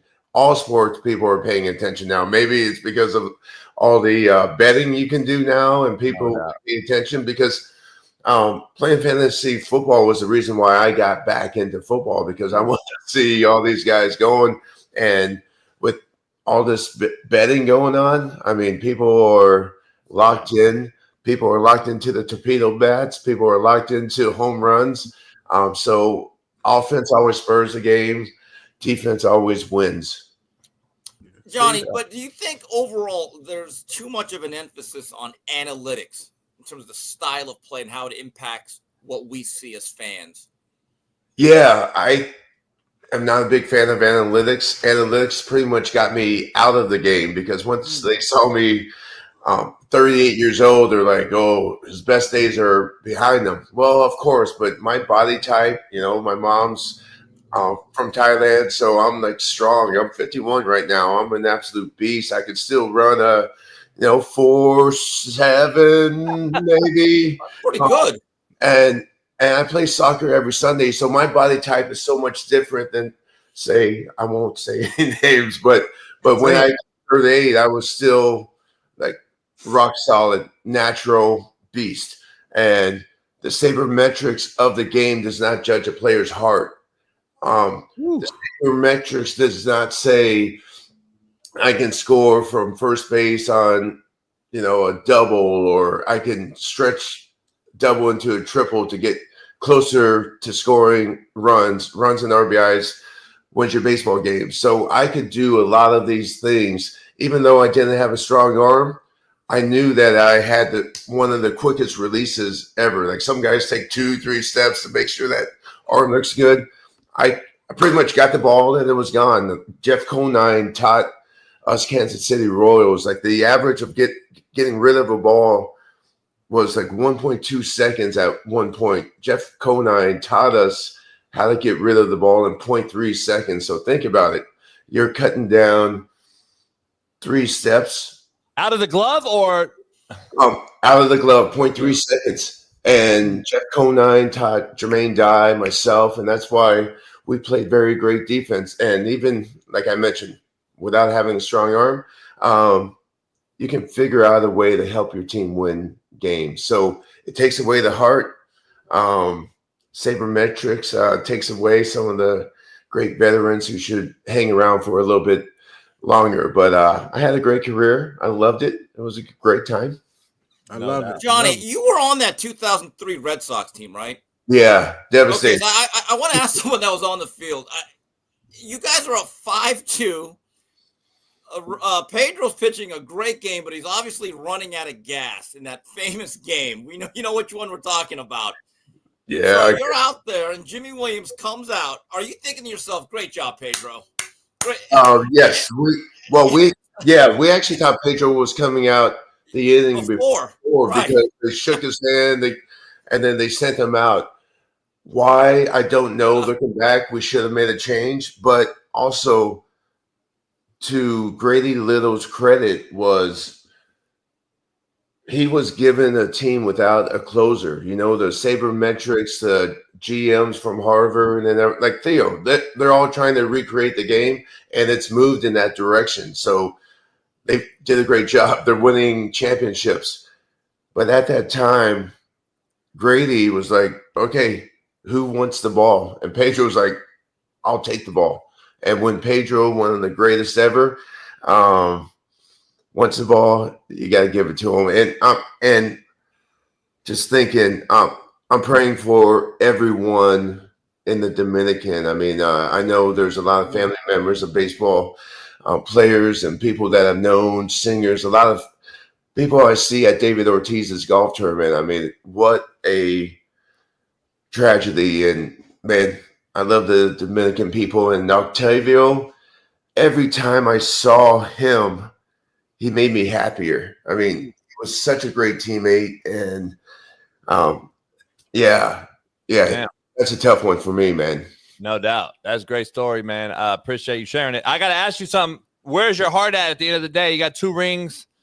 When people talk about Johnny Damon, what do they say? You're a Yankee or Red Sox, a Kansas City Royal? What are you?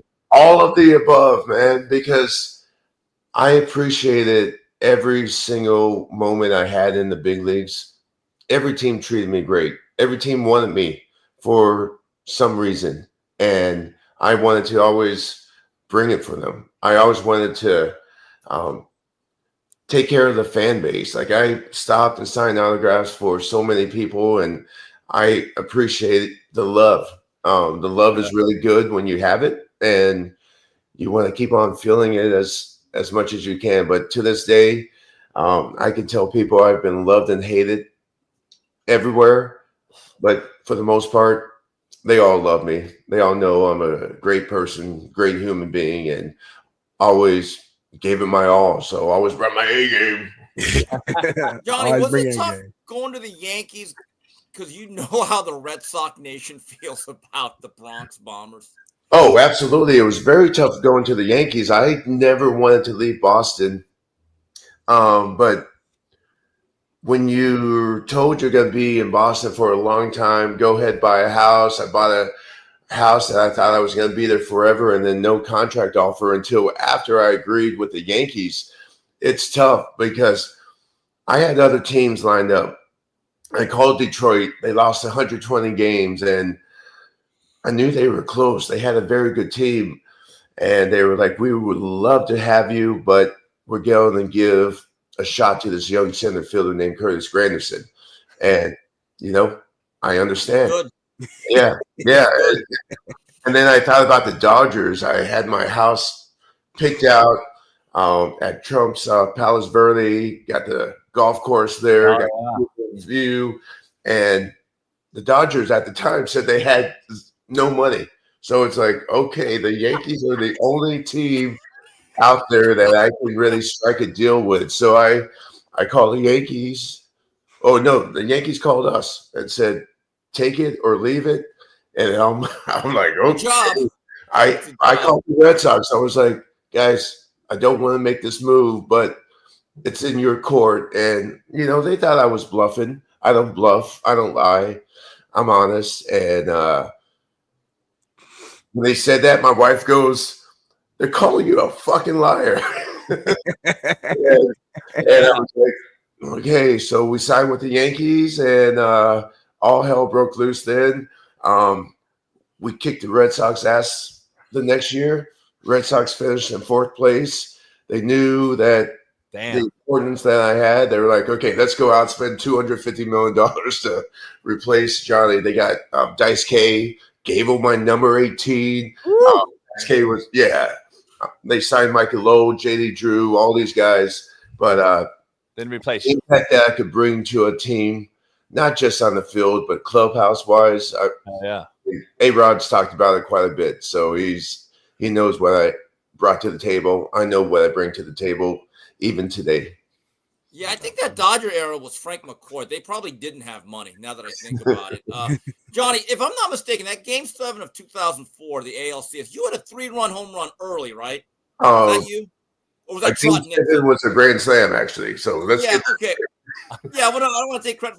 When you guys were, I remember watching that game because I have relatives in Boston. Like they were devastated by the Aaron Boone thing, and they hadn't gotten over 86, to be honest with you. So 2003 happens, and you guys are up big early in Game 7. I remember thinking, if the Red Sox somehow blow this, they should just shut down the whole franchise. They're never going to beat the curse of the Bambino. Was there any nervousness going into the 5th and 6th saying, we can't blow this, can we? Like, what's the mood in the dugout at that point? Well, as you mentioned, so I hit a grand slam in the 2nd inning, and a couple innings later, I hit another 2-run shot. And my expression running around the base, I mean, in today's game, there'd be like raw, yeah, look at me. I remember what happened the year before, so I'm just like, no, let's not give this up. But we got out to a great lead, and then we gave them some momentum. Yeah. We brought Pedro into the game, and all of a sudden there was like hit after hit, and Trot and I are looking at each other going, why don't we just do this? Because everybody in New York gets up for Pedro Martinez, and they're like, whatever we can do to disrupt him. And then they got a couple hits, but Pedro got out of trouble, and we breathed a sigh of relief. But we also had Keith Falk. Keith was a closer that we didn't have in 2003. So it was amazing. And but yeah, we didn't think the game was over until it was. And then the curse still is not over until we win the World Series, which nobody gave us a chance against the Cardinals. And and their team. Did you sweep them? Of course we did. Yeah. Talk your talk, Johnny. We were on fire, and then of course we did. Yeah. So everyone after we were up 3-0 said, "Oh, you guys came back from 3-0. Do you think the Cardinals can?" And I was like, "Well, of course they can." So I had to lead off Game 4 with a home run, silence the crowd, and so the crazy thing was that was my in-laws' first game they saw me play. So I lead off the game with a home run. We get a triple. After the game, we celebrate after 86 years, and we have Drew Barrymore, Jimmy Fallon on the field celebrating with us because they had to change the ending of Fever Pitch. The movie. And then I told my in-laws, I was like, "You will never see a better game than this. Like, you don't have to watch me play ever again. Just be happy that I'm taking really great care of your daughter." Johnny, didn't Kevin Millar make all of you take a shot at Jack Daniels before certain games after you guys were down 3-0? We went 8 straight games of taking shots before the game. Yes. Did it make baseball easier? Did it take some of the edge off, some of the nervousness?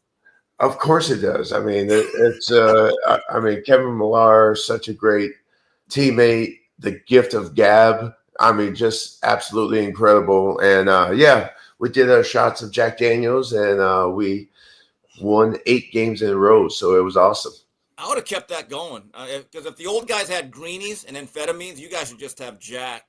Johnny, as a major leaguer, I wanted to ask a major leaguer this question because you played in that era. Is Barry Bonds the best player that you ever saw? And I know you're in the opposite league, but based on what you know about this game, how difficult it is, where would you put Barry Bonds? I think he's the best player of the past 50 years at least. Man, he is. I mean, he was absolutely amazing. The fact that he was intentionally walked so many times that year was insane. And he hit 73 home runs. He's the best that I've seen. And I'm talking about the best, like Ken Griffey Jr. also. I was with him yesterday up at Augusta and had a great time with him. And just Barry Bonds, when he got one pitch, he did not miss it. Johnny, he got one pitch a series. Yes. Basically.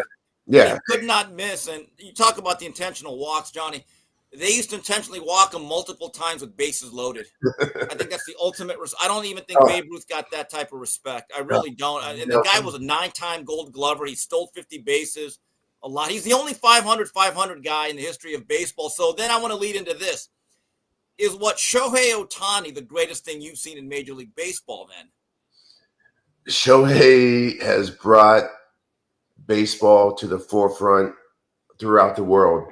And going back to Barry Bonds, the best player many of us have ever seen, and he's not in the Hall of Fame. I mean, it's a damn shame. The top hitter or most hits, most home run guys are not in the Hall of Fame. And there's a lot of question marks always surrounding baseball on who's really good. So me being a center fielder, my stats blow away a lot of people in the Hall of Fame. But because you don't get the gold gloves because there's guys like Torrey Hunter and Mike Cameron getting them and keeping you off, you don't get to the All-Star game because, during that time there was a lot of guys taking their stuff, making sure they could do well. And you don't make All-Star games because I played for the Kansas City Royals. We had one guy who went on the team, so Mike Sweeney would go, Jermaine Dye would go, Jeff Montgomery would go, and then I'm just sitting here. My 3 years in New York, I feel like I was probably one of the best on the team, made 0 All-Star games with the Yankees, and it's because how the fans vote, political stuff, but baseball has always been politicized. Pete Rose, I mean, come on. When you bet on bet on your team, I want a manager who says we're gonna win every. No shit. Right? So it's like, okay, his bad. He apologized, put the guy in the Hall of Fame, but he's not around now. And but Barry Bonds, Gary Sheffield, like the guy in trouble. Oh, Roger Clemens. Yeah, the best right-hander of my childhood. Yeah, well, these guys never tested positive for anything. It's all the assumptions. And well, Johnny, this is the perception I don't like, is that somehow Barry Bonds had a distinct advantage over everybody, as if he's the only guy that had suspicions. The reality is, Johnny, people don't talk about the pitchers were on it too. But don't make it sound like it's olive oil tossing the ball underhanded to a bunch of Brutuses. That's not the case. It's not the case. It's something It's something that baseball should have took care of, and they did, but they took care of it, defaming the best players that ever walked the field. And that's the issue. I was always against it because I was always thrown in that category because of my size, my speed, my talent. And looking back now, I remember the criticization that A-Rod always got. It's like he killed somebody. No, A-Rod was like one of the best ever. He went out there. He wanted to be the best he could, and he did. And look at how great he's doing now. I'm like, God bless A-Rod. Hey, Johnny, let me ask you. I'll get you out of here real quick. A couple questions we got, but let me ask you: Is Barry Bonds a Hall of Famer strictly from what he did in Pittsburgh alone? Yes. Yes. Yeah. I mean, the guy's You can split it in 2 careers. They're both Hall of Fame. That's crazy. He actually has 2 or 3 MVPs he didn't get because he didn't win the popularity contest. He literally should be an 8-time MVP. Yeah. Yeah. Honestly. Badass. I know you got Smitty. I know Smitty got a question for you. Well, we're talking about hitting right now, and earlier you kind of loosely had mentioned the torpedo bats, which has been a big topic over here in the beginning of the season. I'm a casual fan, so please break it down to me. How much of an advantage, if any, is it by using the torpedo bats? Okay, so I'm not sure what type of pitching the Yankees actually went against the first couple series. So the bats cooled down a little bit, but the idea of it's really good. If you have a bigger barrel to square it up, why not? And it's great for baseball. People want to see home runs. It's a great talking point right now. Let's see how these teams do against the great pitchers, but also the technology in this game. Like, I went down to JetBlue Park right before spring training. There's these machines that you can face the pitcher like 10 times before you face them in the game. So you see everything. Pitches and the way they throw, yeah. So now you're kind of like, okay, I know how to approach them. I know how to attack. It's insane. And that could be a big reason why the Yankees are doing well. At the time, only the Yankees, Red Sox, and I think the Blue Jays had that simulator that could get them ready. If every team has it, I mean, watch out, pitchers. It's going to be a long season.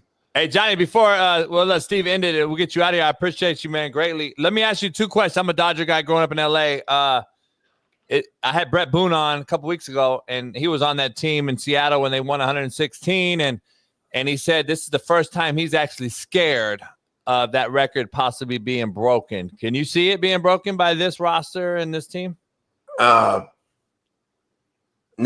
I don't see it. I think once it gets to the dog days, the Dodgers are going to rest some guys, but like, how great of a player is Kiki? I mean, yeah. This guy, every time I see him, I'm like, man, I want this guy on my team. He knows how to do everything on the ballpark. He can play every position. Like, having a guy like that, you can, if someone's a little banged up, a little hurt, let's put Kiki there because we know he's going to give us his very best. Yeah. I mean, wow, he's champion. No doubt. Yes. No doubt. Hey, I know you played for Oakland, the A's, and they moved to Vegas. I just got to ask you, not only, I know you weren't there very long, but let me ask you, how important is that to Major League Baseball, and what is it like now that you see them leaving, going to a place like Vegas where entertainment capital of the world, now they got football and all that, we get it, maybe basketball soon, who knows, but now baseball's going there. What happened in Oakland? What was the whole deal? Man, I love playing there. I learned how to play winning baseball in Oakland. These politicians need to clean up their cities. I mean, It's shit. It's a war zone right now. It's no doubt. Nobody wants to go out at night and do anything. Vegas is a great spot. I feel for the Oakland fans and Sacramento. I hear they're pulling in more fans. Because they have a great fan base, but it's not safe in Oakland. We got to clean that up. But what I really want to do is bring the Rays to Orlando. Myself, Griffey, Barry Larkin, all of us who have Orlando ties, Zach Greinke. I mean, Orlando would be the perfect place. And this I-4 now from here to Tampa, 275 South, it takes us probably 2 hours, pedal to the metal to get to a game. It's tough. People don't want to travel. And when you have these TV packages, you're just saying, okay, I'm going to watch it at home. But Orlando has a couple great areas, one next to Aquatica, one next to Gaylord Palms. And and you have tourists here all the time. And I mean, teams sometimes have to move, but Orlando would be that's amazing. nice. Yes. Damn. Steve, any last questions? Get One last question, Johnny. Is Manny Ramirez the best natural hitter you ever played with? Well, I thought so until he got popped a number of times. So, but we all need help. No, but I mean, Manny was so good. Like Manny would strike out on a pitch this far outside, and then they'd tell the bat boy to go grab him a 36-inch bat, and then they'll see the same pitch the next at bat, and he hits it over the pesky pole.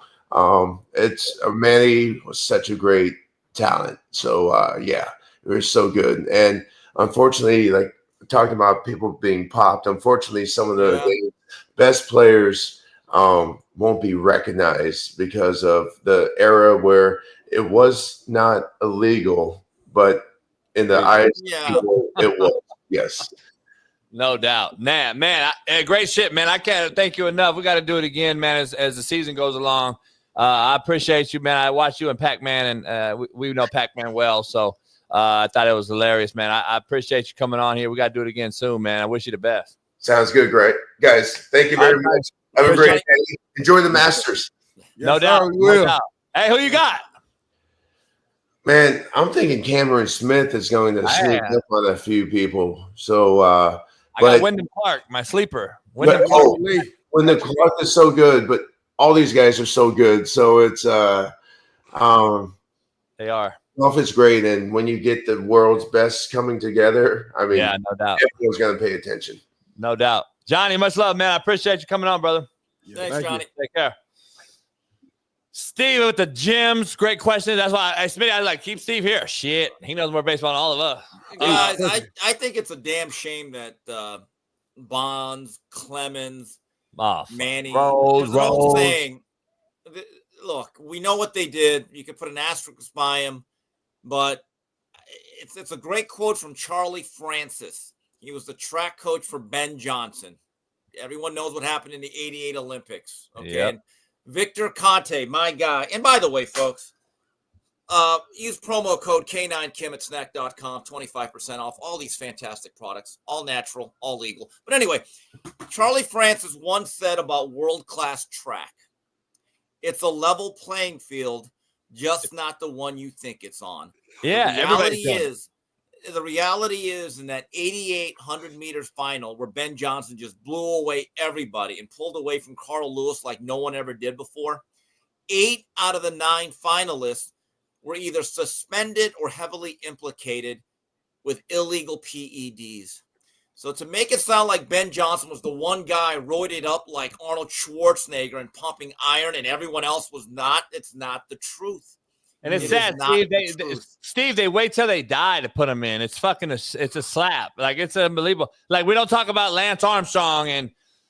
Right. And by the way, Lance Armstrong was he was better than everybody doing the same thing. Exactly. Everybody else did it too. Right. And the problem with Lance was that he was doing other things like bullying people into not saying anything. Like he was acting like a mob boss. That was his problem. Right. But like I know the reality of what we're watching here. Okay. And to think that there's always do I think there were guys in an early era that had a distinct advantage because they used it first? Yes. But at a certain point, it's part of the industry, for better or worse. That's the truth. Like when Lyle Alzado had a lot of guilt at the end of his life when he had brain cancer and he died. And I was a fan of Alzado. He was actually a better player than people give him credit for. They just think that he was a wild man. He could actually really play, okay? And he said he cheated the game because I did this. And I'm like, Lyle, you're being too hard on yourself. Every guy you played with, and if you look at the era, guys were all over the Deca. They were all over the Deca. They were all over. They were doing the most primitive stuff. You could tell which guys were running up. Greg Townsend's told me so much crazy stories. It's unbelievable. So I know. Trust me. And by the way, if I know a teammate is putting up monstrous numbers to help me win and he's doing stuff that might kill him earlier, I'd be like, man, that's a great teammate. The point you made with him, though, Johnny, the point you made with Johnny is like that stuck out is the pitchers were on it too. They absolutely were. Like, come on, man. And the players knew it. Johnny and them knew it. I mean, if we all cheating, then it ain't cheating. Exactly. Right, yeah. And you ain't trying, maybe. But again, the problem is that you might influence young kids. That I get. I get it. I get hypocrisy. And Smitty, you weren't around, but late 90s after the 94 strike where they ruined the season, me and Tony Gwynn were about to hit 400. We were on a roll. Tony and I were at 394, and they take the year away. The Expos should have won the series, one of the best teams ever. And so outside of Cal Ripken, he breaks the game's play. Was that Tim Raines? No, Tim Raines was not on that team at that point, but it was like a young Pedro Martinez. They had Larry Walker. They had Marquise Grissom. Great team. And so then baseball hit the doldrums. The two guys that helped rescue it were Sammy Sosa and Mark McGwire. You're going to tell me we did not have an unbelievable, memorable summer watching those two save baseball? We cannot be hypocrites about this. There wasn't cannot be hypocrites. And when was the cork bat era? Like that's always kind of been. There's never a cork bat era. You know what? There's an era as a live ball. The way they string. I played. I actually can play baseball a little bit, but the live ball era began in '87. All of a sudden, but I mean, look, was it kind of unusual to see Brady Anderson ripped up like a bodybuilder and then suddenly hit 52 home runs? You're like, wow. Hey, remember the young Larry Walker? The young Larry Walker hit the Bowflex. I mean, young Larry Walker, and then he goes to Colorado and fucking hits 50, and everybody was like, "Oh." Larry was a all-star caliber player in Montreal, but that Montreal Expo team in '94 was running away from the Braves. I remember thinking, man, that's a well-rounded team. They had Gil Cordero. Yeah. They had everything you wanted. They had great. Young Delino on that team? I didn't know. Delino was not on that team. I think he was with the Dodgers at that point, or he had been traded for Pedro Martinez, one of the worst trades ever. But that Expo team had everything you wanted. You wanted a left-handed reliever, they had that. You needed a closer, you had a Wetland. But again, that era of baseball, you could say what you want. My view is it happened, but to penalize certain guys, but then to reward others, I think is completely unfair. And I get it. Barry Bonds was not a great guy to the media. In fact, his teammates hated him. But if you do not think that he's one of the greatest players who has ever played this game of baseball, you're not being honest. You're not being honest. It's like we MJ out of the Hall of Fame in the NBA. It just don't make sense. And it's crazy over time. Like as time moves on and people start to pass away, like hopefully the young kids will do their homework and understand it, that how great he was, because he won't be in the Hall of Fame. They won't, though. That's the problem. They fucking YouTube it. Was Moises Alou on that team? Moises Alou, quickest right-handed bat in the National League. Oh, by the way, guys, I'm watching something right now. I'm halfway through it. For any of you old school basketball fans, on HBO, it should be on demand. That's how I'm watching it. Celtic City, about the history I heard about it. Boston Celtics, produced by Bill Simmons, does an excellent job of melding society and sports and culture and history. I'm on part 4, right in the Larry Bird era. Anyone that's an NBA fan, I would highly recommend it. My guy Paul told me to check it out when they first dropped it. So yeah, I gotta find some time to sit back and watch it. Glad you said that. So anyway, guys, look, this Saturday, Boots Ennis, I think he's in for a tough fight. I saw some photos of him. He needs to move up in weight. Oh, my God. He looks so thin and skinny. He looks like one of those kids that Sally Struthers comes on late at night saying, please, fake these kids. So so hold on. Are you saying you nervous a little bit? Is that what you're saying? I'm a little Steve? nervous because Boots is facing a hard-nosed physical guy, and in his last fight, he looked like a fighter that is starting to be affected by the weight cut. I'm just saying. Just saying. Steve, you said weight classes. That's why they have weight classes, right? Right, but here's another thing what I don't like. Because the weigh-ins are now 36 hours, not 24, 30, guys try to squeeze themselves in and they get all this hydration time, but I don't think sometimes that backfires. There's a science to doing this, of cutting weight. Do you know that most fighters now don't just stay on weight the week of the fight, 2-3 pounds over? They'll actually do a version of hyperhydration, which means you flush out 15 pounds in one night. Really? And then you come back. Yeah, they actually believe that's a better way of doing it than depleting your system the whole week. You know what, Steve? And one day I'm going to sit down with you and have you educate me, because I would love to lose 15 pounds just in a day, because I'm trying to lose weight right now. You can do it. That's what Devin Haney does. And I know Victor Conte has a whole protocol of how you're supposed to drink, what you're supposed to drink. And you get into a hot bath, a scalding hot bath, because your largest organ is your skin. Open up the pores. Then you come back into the bed. And you got to swick off the sweat because you don't want to there's a whole science to this thing. Really? But bodybuilders will tell you, because I know some bodybuilders, guys that did it naturally, guys that did it other way. And they'll tell you the weakest we are is when we look the most intimidating. When you're most stretched out and ripped, those guys actually will tell you, Steve, you can knock us over with the feather. Their systems are depleted. Fighters do the same thing, basically. Interesting. And then they get hit in the head. That's not safe. But anyway, that fight will be on Boots and Stanionis. I'll be watching that. So great week, and I'll see you guys next week. We'll see you next week, Steve. Appreciate you, man. Later. Thanks, Steven. Man, Steve Kim's amazing, man. Hey, that motherfucker just sitting there like. Me and JB about to go take a little break, go get something to eat, something to drink. I was headed to the yacht. I'm about to take a little piss, move my car. Shoot. Let Steve Kim and Johnny go at it. They were like a zone. I was like, let them cook. Hell yeah, that shit was fire. Johnny's a real one. Appreciate him joining us. We had the guests on the show. Is unbelievable lately. I don't know if it don't make no sense. Like, we get World Series champions, Super Bowl champions, Hall of Famers in college and the NFL. We get like all pros. We get NBA stars, and it just, the list goes on. And the fact that we only got 200 likes and we ain't got 100,000 subscribers yet, it just beats my mind. Like, it's confusing. It's starting to piss me off a little bit because beats your mind or blows your mind. Beats. I switched it up. I'm not a follower. I'm a leader. I create. Now everybody in the chat is gonna start saying beat my mind now because I just said that, homie. It's unbelievable. I mean, like, tomorrow we got Bill Romanowski on. I forgot. Like, it don't stop. I think we got somebody else on. We had We had the Pounds to his own a while back. We had Cam Newton on a while back, homie. Who? Yeah, I don't know. And then we got YouTube channels are actually doing like whole cuts of our show on their channel. You lying, homie? Dead homies. On Lurs.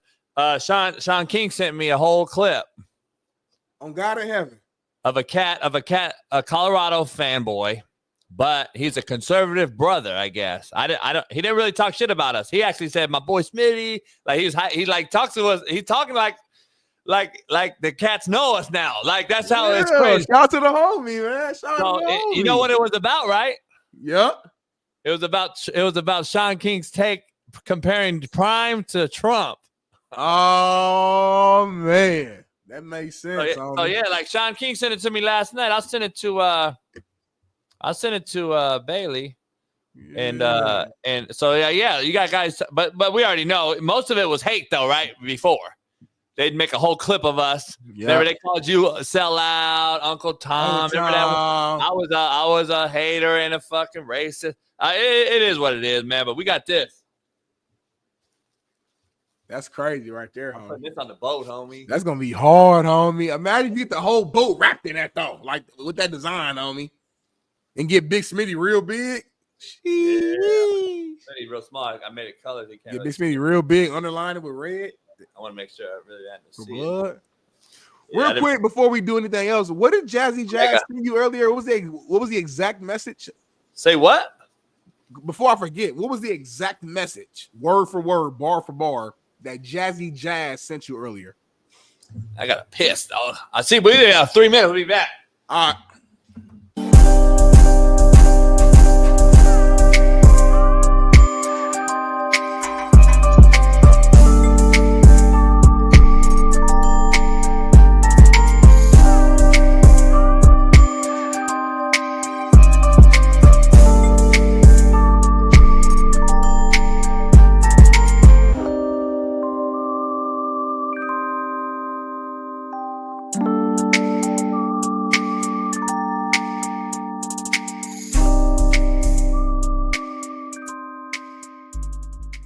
Savannah Bananas baseball team that does like the dancing, the Savannah Bananas baseball team that does all the dancing.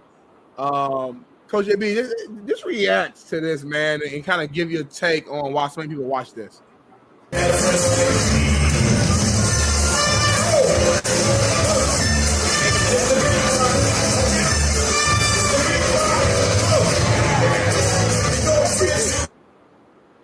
They're one of the more popular, sports teams. Almost like the Harlem Globetrotters for baseball is how I would compare it.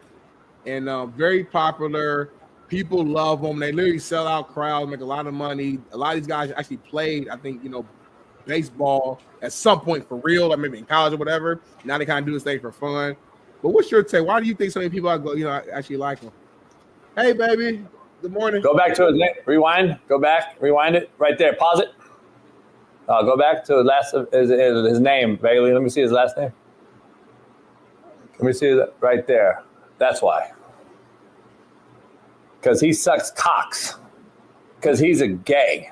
This is gay. Suck cocks. That's why. He has the perfect last name. The fuck are we doing here, homie? You a homophobe, homie. The fuck are we doing? God damn. Oh, hell no.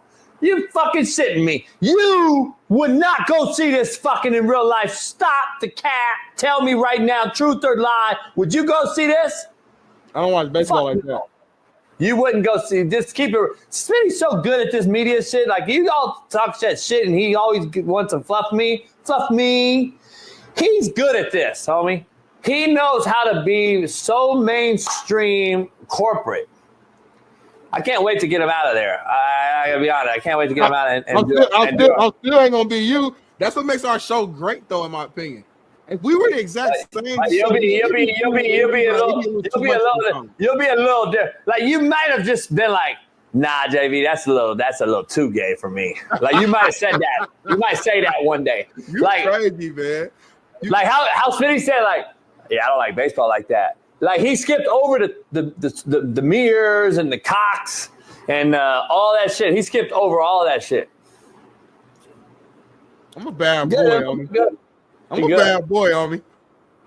You know how to do it. Like, you know how to play the game. The chat, like, they so micro, like, thinkers are so simple-minded that they don't even catch all the little shit I be doing. Oh, I know. Yeah, no. I'm so good in advance in this space. Because I have the it factor again, because I don't have to watch Laker games. I know everything about the game last night.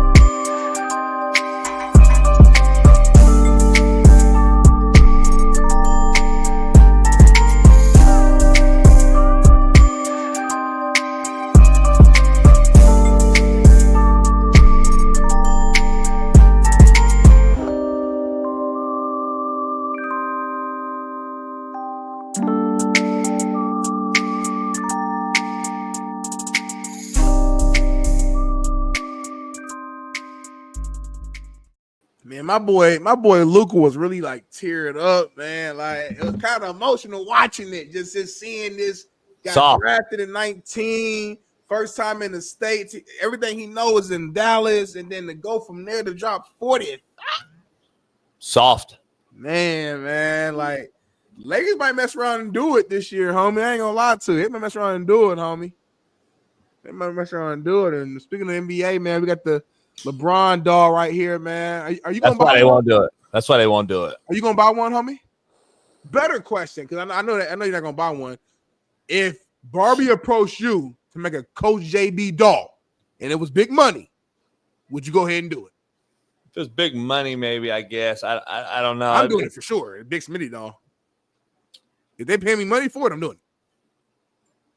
I know you do it. Because I know who I am, homie. I don't like a dog. Having a dog don't define me. It doesn't change anything of who I am. Kids play with dolls, homie. Why would you want to? Why would a kid want to play with a LeBron doll though? Why would they want to play with a Ken doll? I don't know. Oh, I got him stuck. Well, I got him stuck, Bailey. I didn't hear you. Check your text. Text the group text. Check the group text. I didn't hear what you said though. But I don't know why a boy would want to play with a LeBron. But my head hang on the side of the bed. Enough for you. I don't know.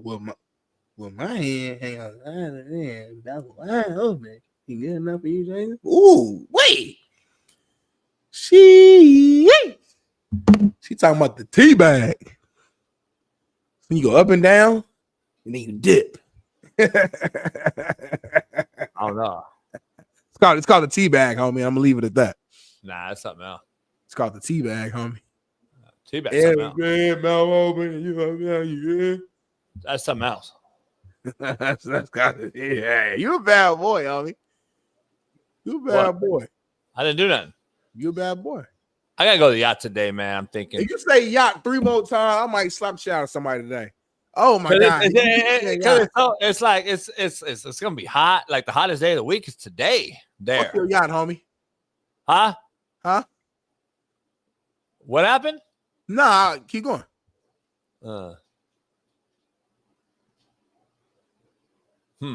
Interesting. By the way, Ming Woo Lee is even. Last time I checked, and he's tied at 14, so he's good, homie. He's good. He's take the jet ski out. I gotta take the jet ski out. He's right where I want him to be at. Fuck your jet ski. He's right where I want him to be at, like right in the middle of the pack. Fetch your jet ski. So he's right there. Fuck Fox. Let's dive into. Let's get going, man. Let's dive into. You all right, homie? Hey, I'm trying to tell you. I know you be joking, man. Drink some water, homie. Stop smoking. I'm starting right to see the effects in your system. Water right here, homie. Is that water though? Yeah, always. Let me see. Yeah, I drink this whole thing all day, every day. Pour a little bit on your head so I can see the color of it. That's gay. Yeah, because it's coffee, homie. He think he's slick. It's coffee, Coffee homie. right here, homie. Coffee's right here. Then you got coffee, water. Yeah, balance. A balance. What else you got, homie?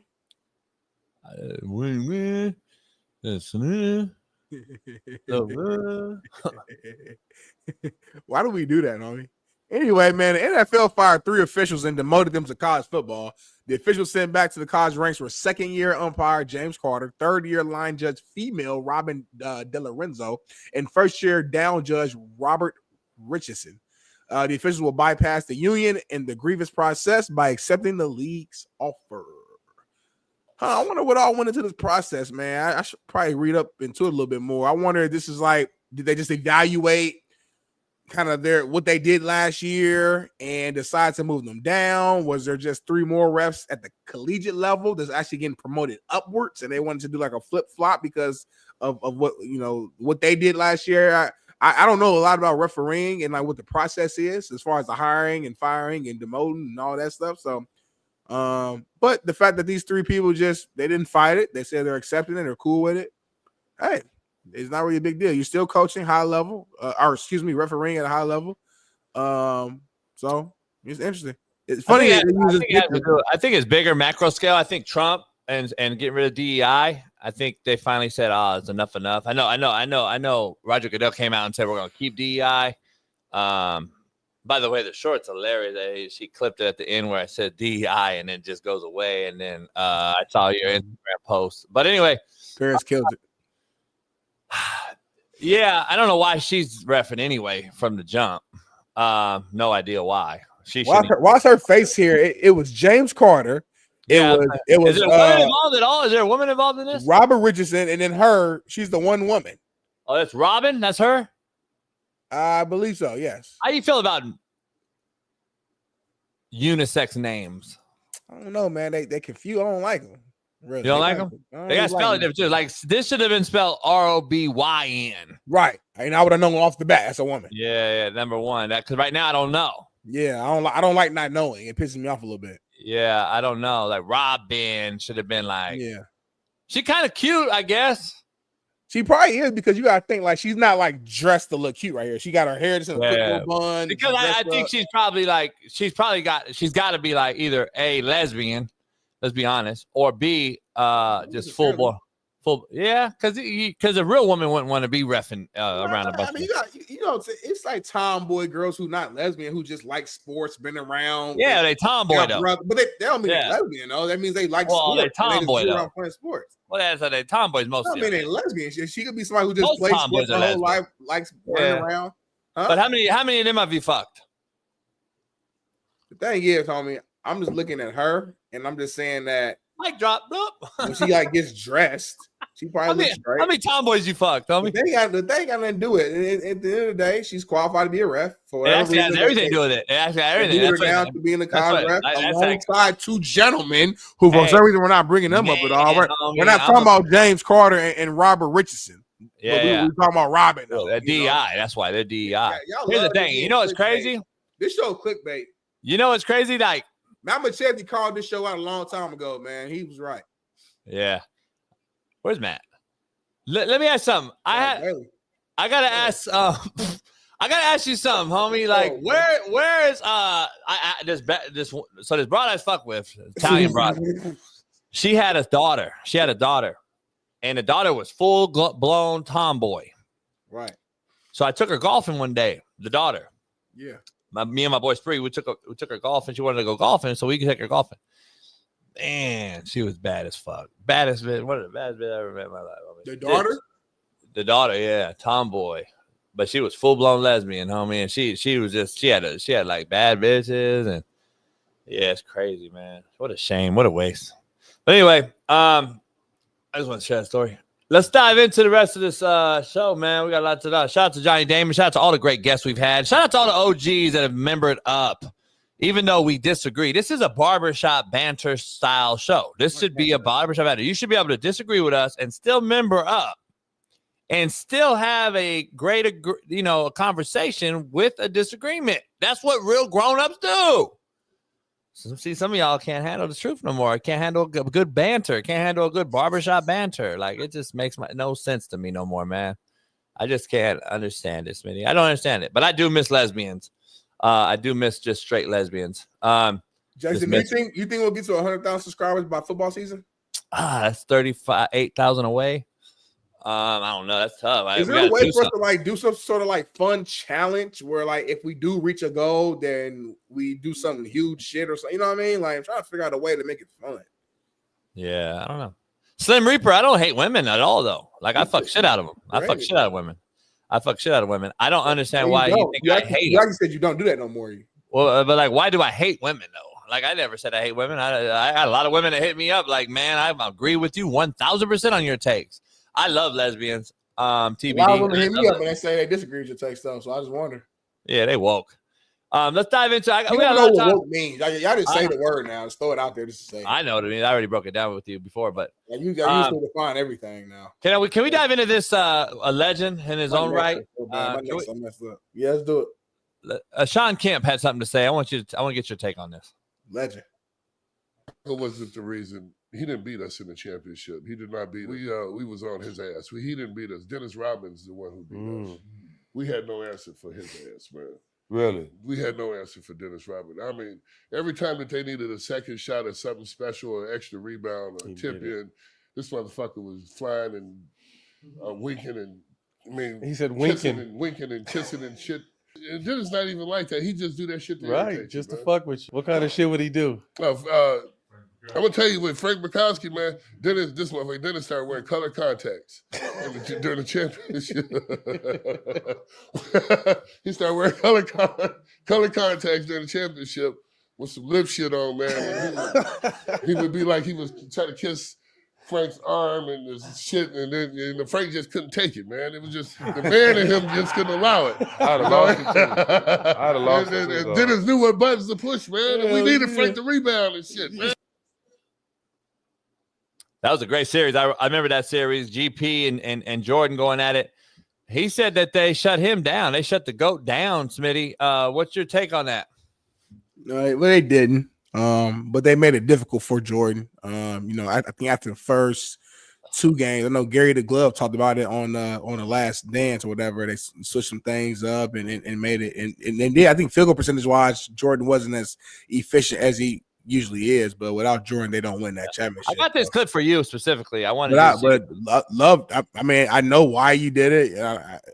Whatever. I'm not an anti Dennis Rodman guy. Like I never said that. The only reason why we had an argument is because I was trying to prove a point to you that Draymond Green's stats may not show you that he's amazing, but he's huge for that Golden State Warriors team. And a comp, not identical, just a comp, is a guy like a Dennis Rodman who, again, let me ask look phenomenal, but played a huge role in that. Anybody who knows basketball and has just like actual basketball knowledge, and you watch Golden State's all these years and their championship teams, and you will know the impact that Draymond does from a playmaking standpoint. He's really the true point guard for that team. He stepped everything up on offense. He made Steph, and when Clay was there, their game so much easier because of the timing he gives him the ball, where he gives him the ball. He does a little bit of everything. People forget in that game 7 in the finals that Draymond's dropped like 32, 19 or whatever. Think about Draymond, he's a Swiss Army knife. He can do a little bit of everything, but he's vital, and he's the best defender on the team. So I was going to say all that before you go into anything that you're about to say, but go ahead and take it away. You know you're struggling right now to die. You're forcing it right now, right? I'm struggling nothing. This came out like so easy. Let's fast forward. Let's fast forward, right? You don't know basketball. You're from Cali. I know. Let's fast forward. That's where the best basketball player. Let's fast forward. It's different. Yeah, one guy. It's different. It's different. It's different. Go ahead. It is. You guys are Bobby Knight, homie. It's different. Go ahead. Yeah. Fast forward, right? Let's go fast forward. And then in like 20 years, when we get a guy like a Shaun Kemp talking about the stories of the Golden State team, let's say. Do you ever see a guy saying, Steph didn't beat us, Draymond did?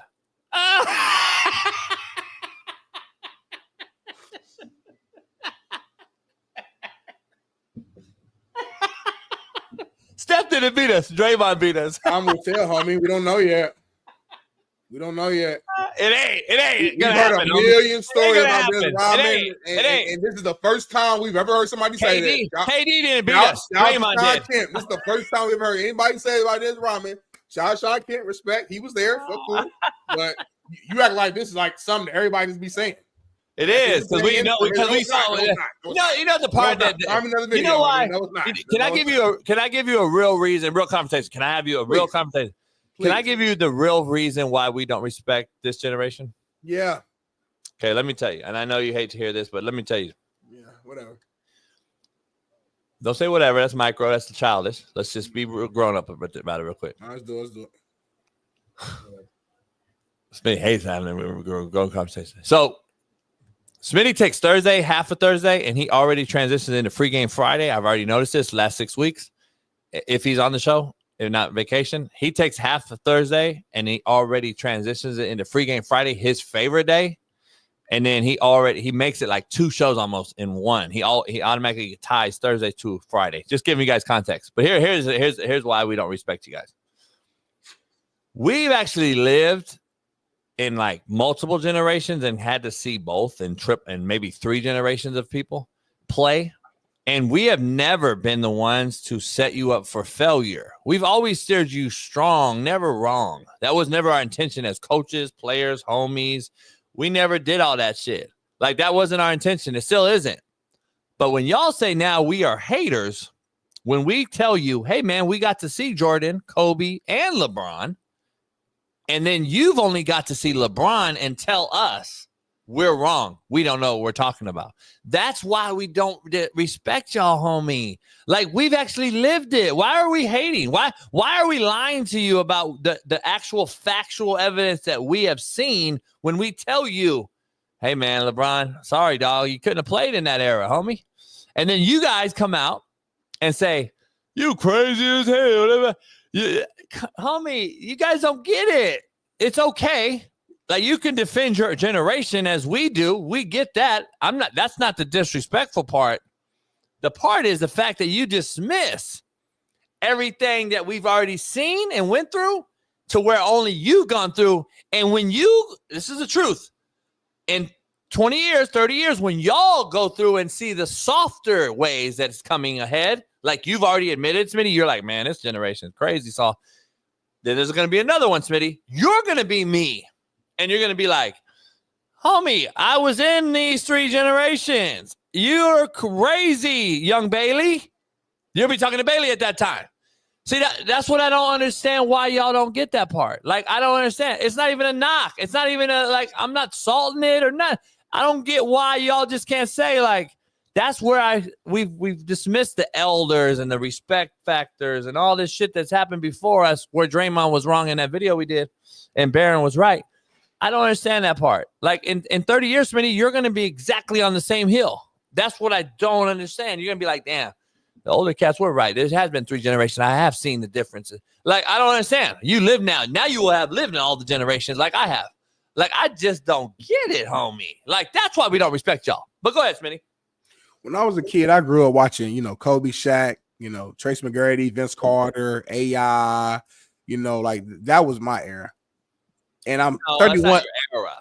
You were too young to call it your era. Come on now. Don't sit up here and tell me that was your era. How old were you when Kobe and AI played in that final game when it was 4-1 and AI won the first game? 7. And you were 7 years old and that was your era. Kobe played from 96 till when he retired, 28. No. I asked you what your era is. How are you saying that's your era? I vividly remember my childhood. Okay, my childhood. Call it that. That's not your era, though. My childhood. Your era's now.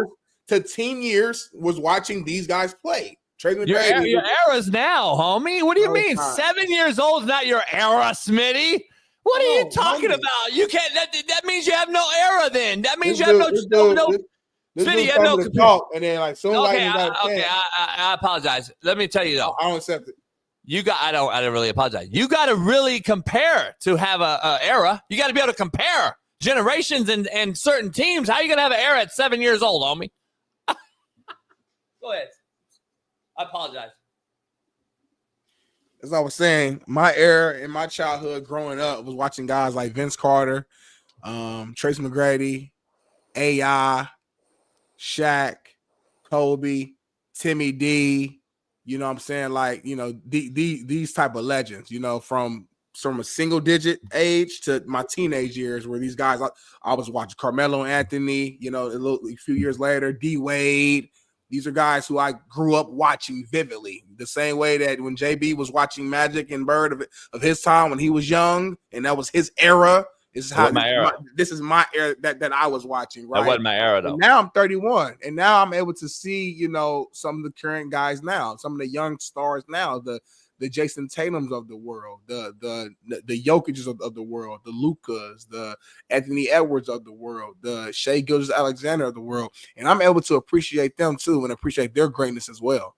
And I don't have to belittle their greatness because I'm in love and infatuated with the nostalgia of when I was truly a kid and really watching, certain players play because I love them so much. I can look at the players today and look at a Giannis and say Giannis is one of the greatest players that's ever played this game and could play in any era. I can look at it and say LeBron James could play any era, no matter it was 60s, 70s, 80s, 90s, or now. And he would dominate. I can say KD could go back to the 80s and would still be a bucket. Kyrie. So I'm able to do that. And the reason why we sometimes bump heads with your era, I'm not gonna say we don't respect your era, but the reason why we will combat what y'all say, because you guys have extreme bias to your era and make it seem like it's either your era or no era. And anything outside of your era is just soft, weak. They couldn't have played. They couldn't handle hand checking. Like, hand checking was just the thing. Like, yeah, that's the deal breaker. We hand checking. We just couldn't, like, y'all act like certain things were so much better during that time. And it's cool. If you think it's better, defend your era. Defend your time you watch it. You should do that. Like, we defend ours. But when you say outlandish things like LeBron couldn't play in this era, or this guy couldn't do this, or this guy didn't do that, or this guy's not, that's where I got to stop you. And in the conversation, in the context that we're having right now, if you know basketball, which if you don't, that's fine. But if you know basketball and understand the importance of just certain like little things and nuances, you would understand how vital Draymond Green is to the Golden State Warriors, which is why so many people they look at that 3-1 comeback that the Cavs got and they say, well, if Draymond didn't get suspended, the Warriors win that. But a lot of people say that. And it's like, okay, well, if Draymond was just such an average player, then why would it matter so much? Because they still had Steph, who's a superstar, Hall of Famer, still had Klay Thompson in his prime, still had Iguodala, still had all these good role players. You still had Steve Kerr, your coach. If Draymond just some average, just player, shouldn't matter that much. But we know that he's not. He's the playmaker. He's the point forward for that team. He's the best defender on that team. He sets the tone. We've seen Golden State Warriors when Draymond was out for a prolonged period of time. They're not the same. Steph has to work extremely harder for his shots. They don't have that defensive presence. They don't have, so it's so much that goes along with it that Draymond does for that team that's why I give him his respect. He's a 4-time All-Star for a reason. Like that ain't just for shits and giggles. It's for a reason. So all right, let me correct. That's where I'm at. That's where I'm at. So I'm cool. Yeah. Let me correct. Jeff Rodman's phenomenal. This ain't no diss. I like both. That's my thing. They're both great in their own way. You say Dennis is better, cool. Dennis is better, cool. That's fine. We can say that, but that don't mean Draymond is also not great in his own. Yeah, his own well, way. that's why you can't say your era is in your 7 because you couldn't tell me before that who to compare that to. That's why it's not your era. You're too young. So your era is actually now. Why do you keep saying 7? Because you asked me a very specific question about that one particular year. So now so when I was 7, like that's just my era. Like just when I was 7. Like so it's not from 7 through 16 or 7. Like I'm saying that whole fucking 2000s to the teens. That's my time as a kid. Every fucking day I'm watching the games. Is what I'm trying to tell you. Like I'm not. But you said it. I didn't say it. No, you asked me a specific question by a specific year. I started naming player. I said I grew up watching T-Mac, Kobe, AI. These are actual guys I watched play. They played for more than just the 2001 season. You were trying to be how old you were. You were trying to be funny and say, "Well, how old was you when they played in the finals?" They don't count, homie. AI played more than just 01. He played more than when I was just saying. I asked you what age you were when you said this was your era. No, you asked me what age I was when the Lakers played AI in the damn finals, homie. That's the question I asked you, but you told me your era was T-Mac, AI, and those guys. I asked you what your age was. What are you talking about? All right, fair. I played. What are you talking about? I watched it on Philly, the Nuggets. I watched. What are you talking about? All right, fair. All right, fair. What are you talking about? Yeah. All right, fair. Okay, fair. You're right. So here's let me dive into when have you heard me say LeBron couldn't play in that era? You loosely said it. No. Let's be clear. Now we're direct. You just said it, so I admitted it. You can go back and cut it. I know for a fact you said it. No, I never said that. Sometimes when you talk fast, I've never said it. You say stuff on accident. So let me show you. Let me tell you what I said. All right. I said LeBron would not be LeBron in that era. Okay, please, now that's a huge difference, homie. Please go back and cut it. Tell me LeBron would never, ever be LeBron James in that era. Better $100. LeBron would not be the all-time scorer in that era. Okay, LeBron would not be. Now. LeBron has no skill set. You needed a skill set to play in that era, homie. You had to have a mid-range, a left hand, a actual skill set, homie. So listen, you don't become an all-time scorer with no skill set. That's a lazy, tired argument. You actually can. You literally can't. You don't. Well, you can't. You actually can because Shaquille O'Neal is the most ball-dominant era with no skill set. What are you talking about? Shaq is the most. He's 326 pounds in the paint, ducking all day. That's not what LeBron's game is. Then you prove my point. Don't 6'9", 270 is not a different anomaly. Yeah, but you're telling me he can't do it.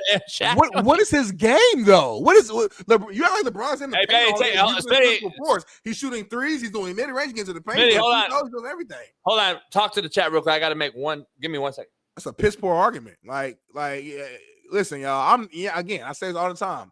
I'm not even a LeBron fan, but this is an example of the old generation being so biased against certain players that they say stuff that's just outlandish. So I have to push back every time. LeBron's gonna be great in any era.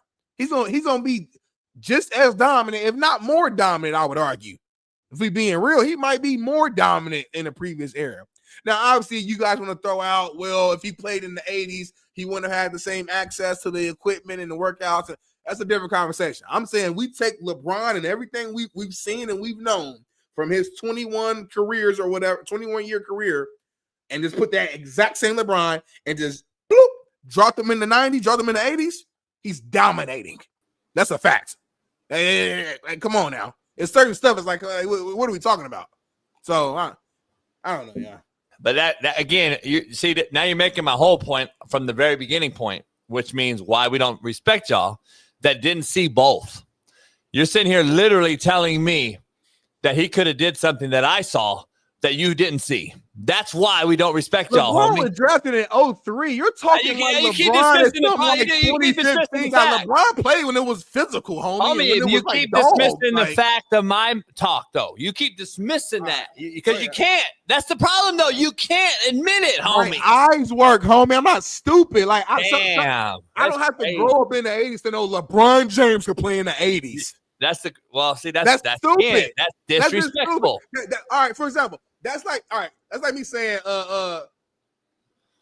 Jordan I didn't watch Jordan play, so I can't say that Jordan could play in this era. Can I know some stuff is common sense. Like I know MJ, I watch him kill that. I see his legs, so I know for a fact he could play in this era. Like I don't let me ask you, what was the defense that they played then, since you know? What are you asking me?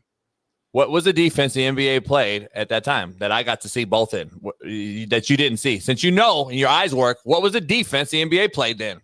Half-court defense. No.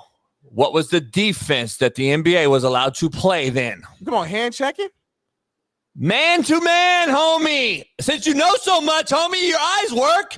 Guess what? There was no zone defense, homie. Since you know so motherfucking much, you got to see it so much. They still play, man. What type of shit is that? You talking about They still play fucking man. Homie. You out here playing 2-3 zone all fucking game? You sound silly as hell saying that. That was not your best take. They still play man. Holy defense, shit. Do you not understand that zone defense was allowed when Shaq came in, homie? Do you not understand? I said they play man today. Do you know there's a difference? Most teams don't play zone. Do you know there's a Most difference, teams don't play zone homie? defense today, homie. Smitty, there was a thing called illegal defense then, homie. That means you could not jump in and trap a cat like they do now and jump into a zone. Like, there's illegal defense. You shot an automatic free throw, homie. Okay, yeah, I'm old enough to remember. Okay, cool. You had to play man-to-man, homie, and you're telling me LeBron James was going to be able to do what he does now against all the guys that I'm talking about, and you act like he would have still dominated the same way. You sound crazy, homie. Hold on. You're telling me the guy guarding him man to man. Yeah, let me break it down. Let me break it down for you. In front of him let me break it down for you. Let me break it down for you because you guys don't realize. Educate me, please, OG. Okay, I will. Since the guy, so LeBron James, let me ask you something. How great are LeBron James' dribbling skills? Give me. Is he the best? They're good. No, they're not good at all. See, that's why you're just talking. Now you're just favoritism. LeBron James is horrible. How great was Magic Johnson's dribbling ability? LeBron James is a horrible dribbler, How homie. great was Magic Johnson's dribbling ability in the same area? I'm just asking you a question. How great was Magic Johnson's dribbling ability where he had his back to the basket every time he fucking came down the court and he still dominated? Much better than LeBron's. Much better than LeBron's. Let me break down. Let me keep going though, homie. How great of a mid-range shooter is LeBron? How good is his left hand? How good of a free throw shooter is LeBron? So when I foul LeBron and put him on the line, when I put LeBron on the line, how good is he going to be? About 80%. See, y'all just talk, homie. I don't know basketball and all this bullshit when I'm telling you the facts, and you know damn well he's a horrible free throw shooter. No, he's a horrible clutch player. No, he's a horrible dribbler. He's a horrible mid-range guy. He has no jumper. He has no three-point game. It's all fucking bullshit. He hits these shitty shots in zone defense, homie. Stop. He's a great mid-range shooter, TMX. See, this is why we don't respect y'all. He's a great mid-range shooter. I don't think y'all know what a great shooter is then. And that's just real. Now I can flip it and say, y'all don't know basketball. Holy fuck. A guy that's chased the ring on super teams for his whole career, and Scoop Jackson came on and said this motherfucker couldn't play without a super team. but he could have played in my era. Get the fuck out of here. You guys are delusional, homie. Straight fucking delusional. He's a great dribbler now. All of a sudden, he's the all-time leading scorer, and LeBron now has the best handle. He's left-handed. He's the best free throw shooter. He's a mid-range jump shooter. So you're telling me he's LeBron is left-handed, by the way. He's Karl Malone, right? LeBron is left-handed, by the way. Contrary to belief. LeBron is left-handed, by the way. Hey, F.A. So when you say he's not good with his left, you sound silly. So that's number one. Number two, he's arguably the best at getting to the rim in NBA history. Number three, he's one of the best passers, playmakers of all time. Number four, he's a good dribbler. That's good. Wow. He ain't losing the ball every fucking time. He has good ball handling. He's a solid mid-range and a solid three-point shooter. It's all good. I get why we got prime sexuals, LeBron sexuals. I understand why they made that name up. It's clearly evident, and it's fine. It's fine. If you never seen we'll never be able to. Respectfully, you don't watch NBA. Smitty, we'll never agree. It's all right. We'll never agree. That range fade away from the side. F.A., homie. F.A., I know Smitty's your boy, F.A., but come on, homie. I thought you were real. Come on. It's ridiculous. It's all right. We'll never get along. We'll never get along. It's just stuff like this. This conversation's all. I mean, we've seen it's people a waste of time because it's an ignorant conversation. Like it's silly to say that. It's just silly. It's just silly. Like I'm trying to find like a comparable thing to make you understand how I feel. Like it's literally like if I was to tell you, if I said Jordan couldn't play in this era. Like that's how silly it sounds for you to say that. Like it sounds not at all. It's certain all-time great. It's like that's why I know that you don't know basketball. If I said Kareem couldn't play, now we know why you don't know basketball. If I said Larry Bird could play his era, like that's how silly you sound when you say LeBron can play in their era. See, now you make no sense. You're telling me that a jump shooter like LeBron, you're telling me that a great jump shooter like Jordan and one of the best shooters ever, Larry Bird, can't play in this era is the same as me saying LeBron couldn't play in that era when you had to actually use your skill set? Now you sound crazy, homie. No, because now you sound absolutely crazy. LeBron don't have a skill set. Homie, Larry Bird would average 60 now. LeBron, you talking like LeBron is this guy. Shit, homie. You talk like LeBron is just one thing well. He does. There's he plays no longer. way. JB, he plays longer. JB, let me stop yelling. JB, let me stop yelling. He plays longer, homie. JB, use your common sense. How can you become the basically top 5 in almost every major stat category if you do one thing well?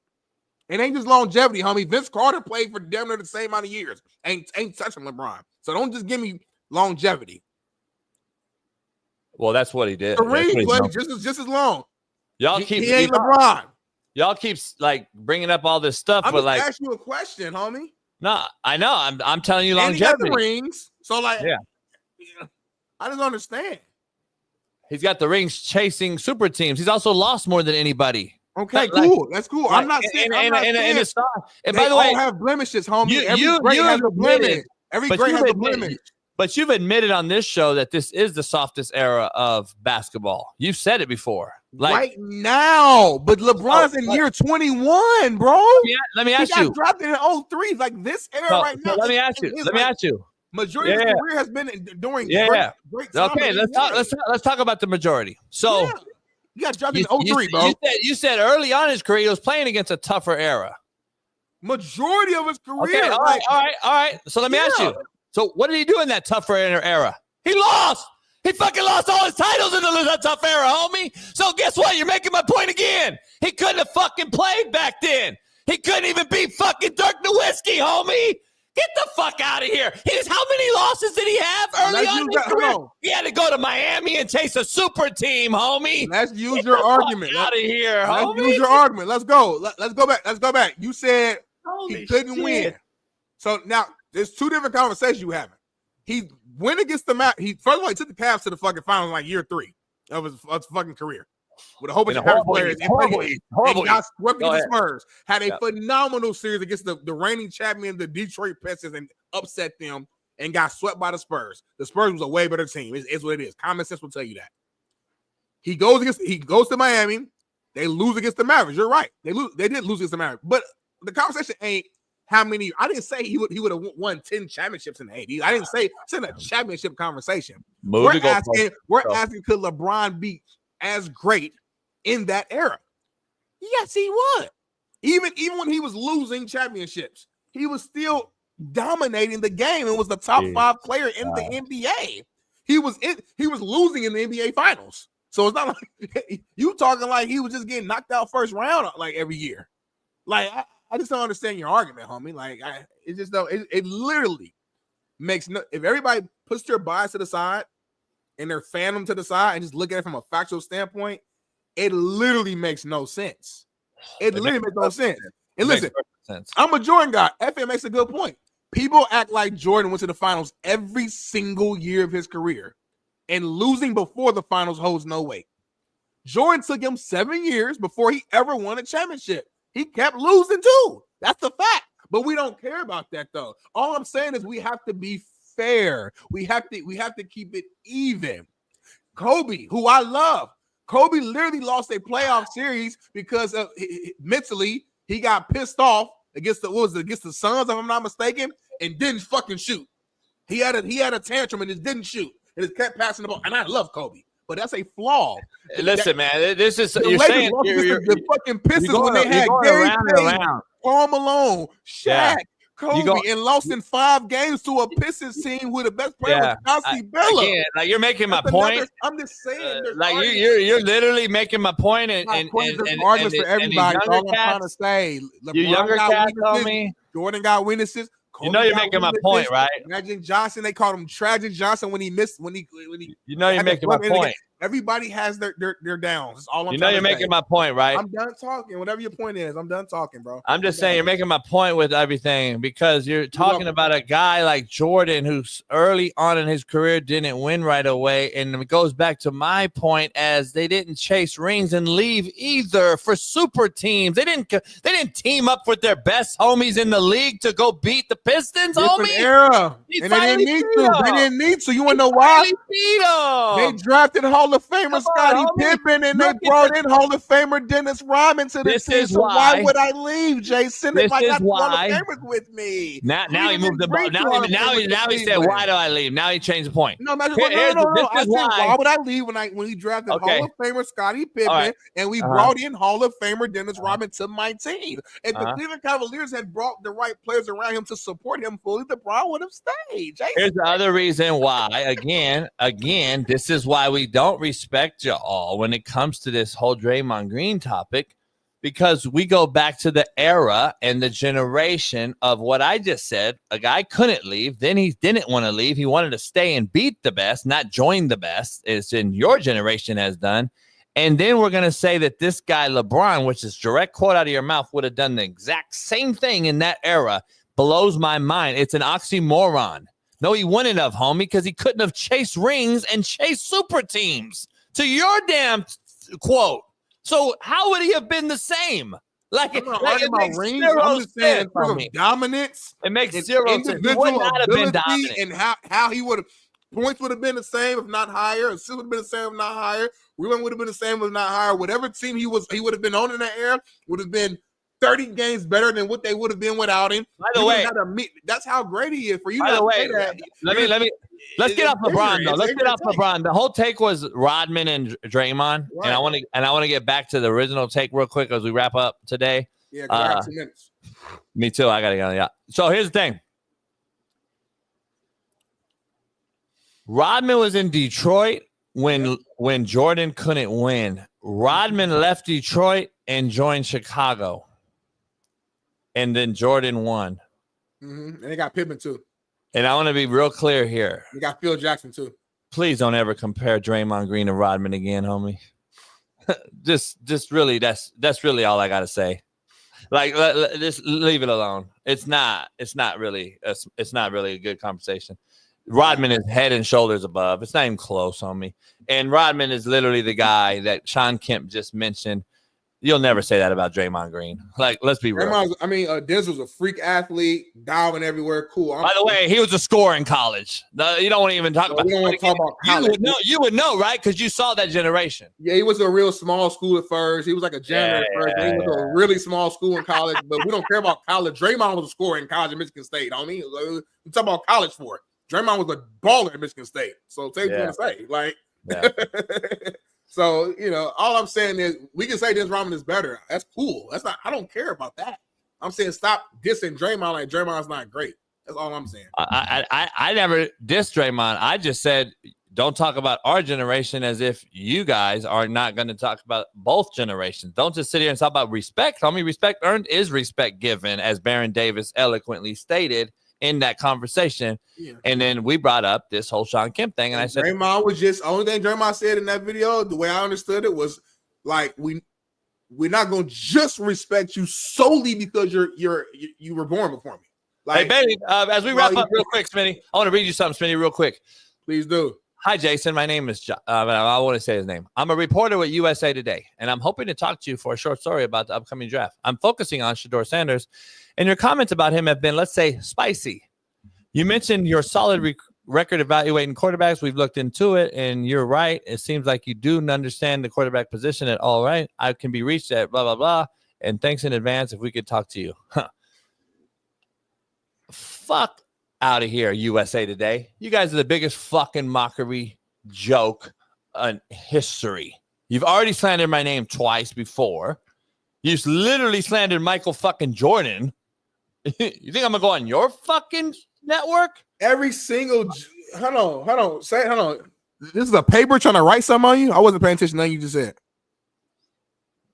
I was zoning out. I got a message from work, so it threw me off. USA Today wants to do what? That's why we don't respect you guys. No, this is work, homie. I can't get fired. I'm just saying, USA Today wants to do a story on you, and you're saying you don't want to do it because of some petty shit? Yeah, not Man, petty. You sound fucking silly, bro. You need to do that shit. No. What did Ice Cube say to Smokey and Friday? He said, you better get up and make that money. Fuck you USA Today. Have me work over here. And, you know what I'm saying? Fuck USA money. Today. USA Today. I don't sell out. It ain't sell out. Every single brand, USA Today, New York Times, they all do the same shit. I'll be on the yacht. You so silly, man. This show could blow up. Hey, shout out to this. You don't want to blow the show up. We're gonna USA be broke Today. forever fucking with you. USA Today, these nuts. We're gonna be broke forever fucking with you, homie. Don't put life on my death, homie. Put death on my life. Don't put life on my life. Put life on my You put death death. on yourself, homie. You put death on yourself. No, you did. Sometimes God blesses you. You gotta hear it and accept it. They reach out to you right now. USA Today's shit now. Nobody watches USA Today. Nobody reads USA Today, homie. That's just garbage. They're selling out. They've already went bankrupt, homie. USA Today. Show me the metrics. Show me the metrics proving what you say. You say a lot of stuff. Show me the metrics. Pull it up. Pull it up. I didn't say it. I'm not the one saying that nobody watching. Somebody watching, homie. Jay Steezy, shut your bitch ass up. Challenge me. Challenge me. Shit. I'll go on any motherfucking buddy show. That matters. I ain't going to fucking USA Today. Nobody even reads that shit no more. Hey, Jay Tizzy, you got a USA Today paper in your house? You going to go pick one up at the liquor store? Shut your bitch ass up. You motherfucker. You on social media, bitch. Shut your bitch ass up. You on Twitter, motherfucker. You ain't on USA Today. Get your bitch ass up out of here, Jay Steezy. Steezy these nuts, motherfucker. It's Truth Telling Thursday, Smitty. Amicably, we'll move on. Tomorrow is Free Game Friday. I would not miss it for the world if I were any of you out there. So I would not miss Free Game Friday. Smitty already gave half of today's for tomorrow. We'll have Bill Romanowski tomorrow. And he said he's going to spit on you, Jay Steezy. So we're going to dive into that. And we got a loaded lineup. Ooh, can't wait. Show gets better, bigger, and stronger every single day. So pound that like, subscribe, become a member if you're not one. We will see you tomorrow. Smitty, as always, Bailey, Paris. We'll see you guys tomorrow on The Realest Show on Planet Earth. Peace.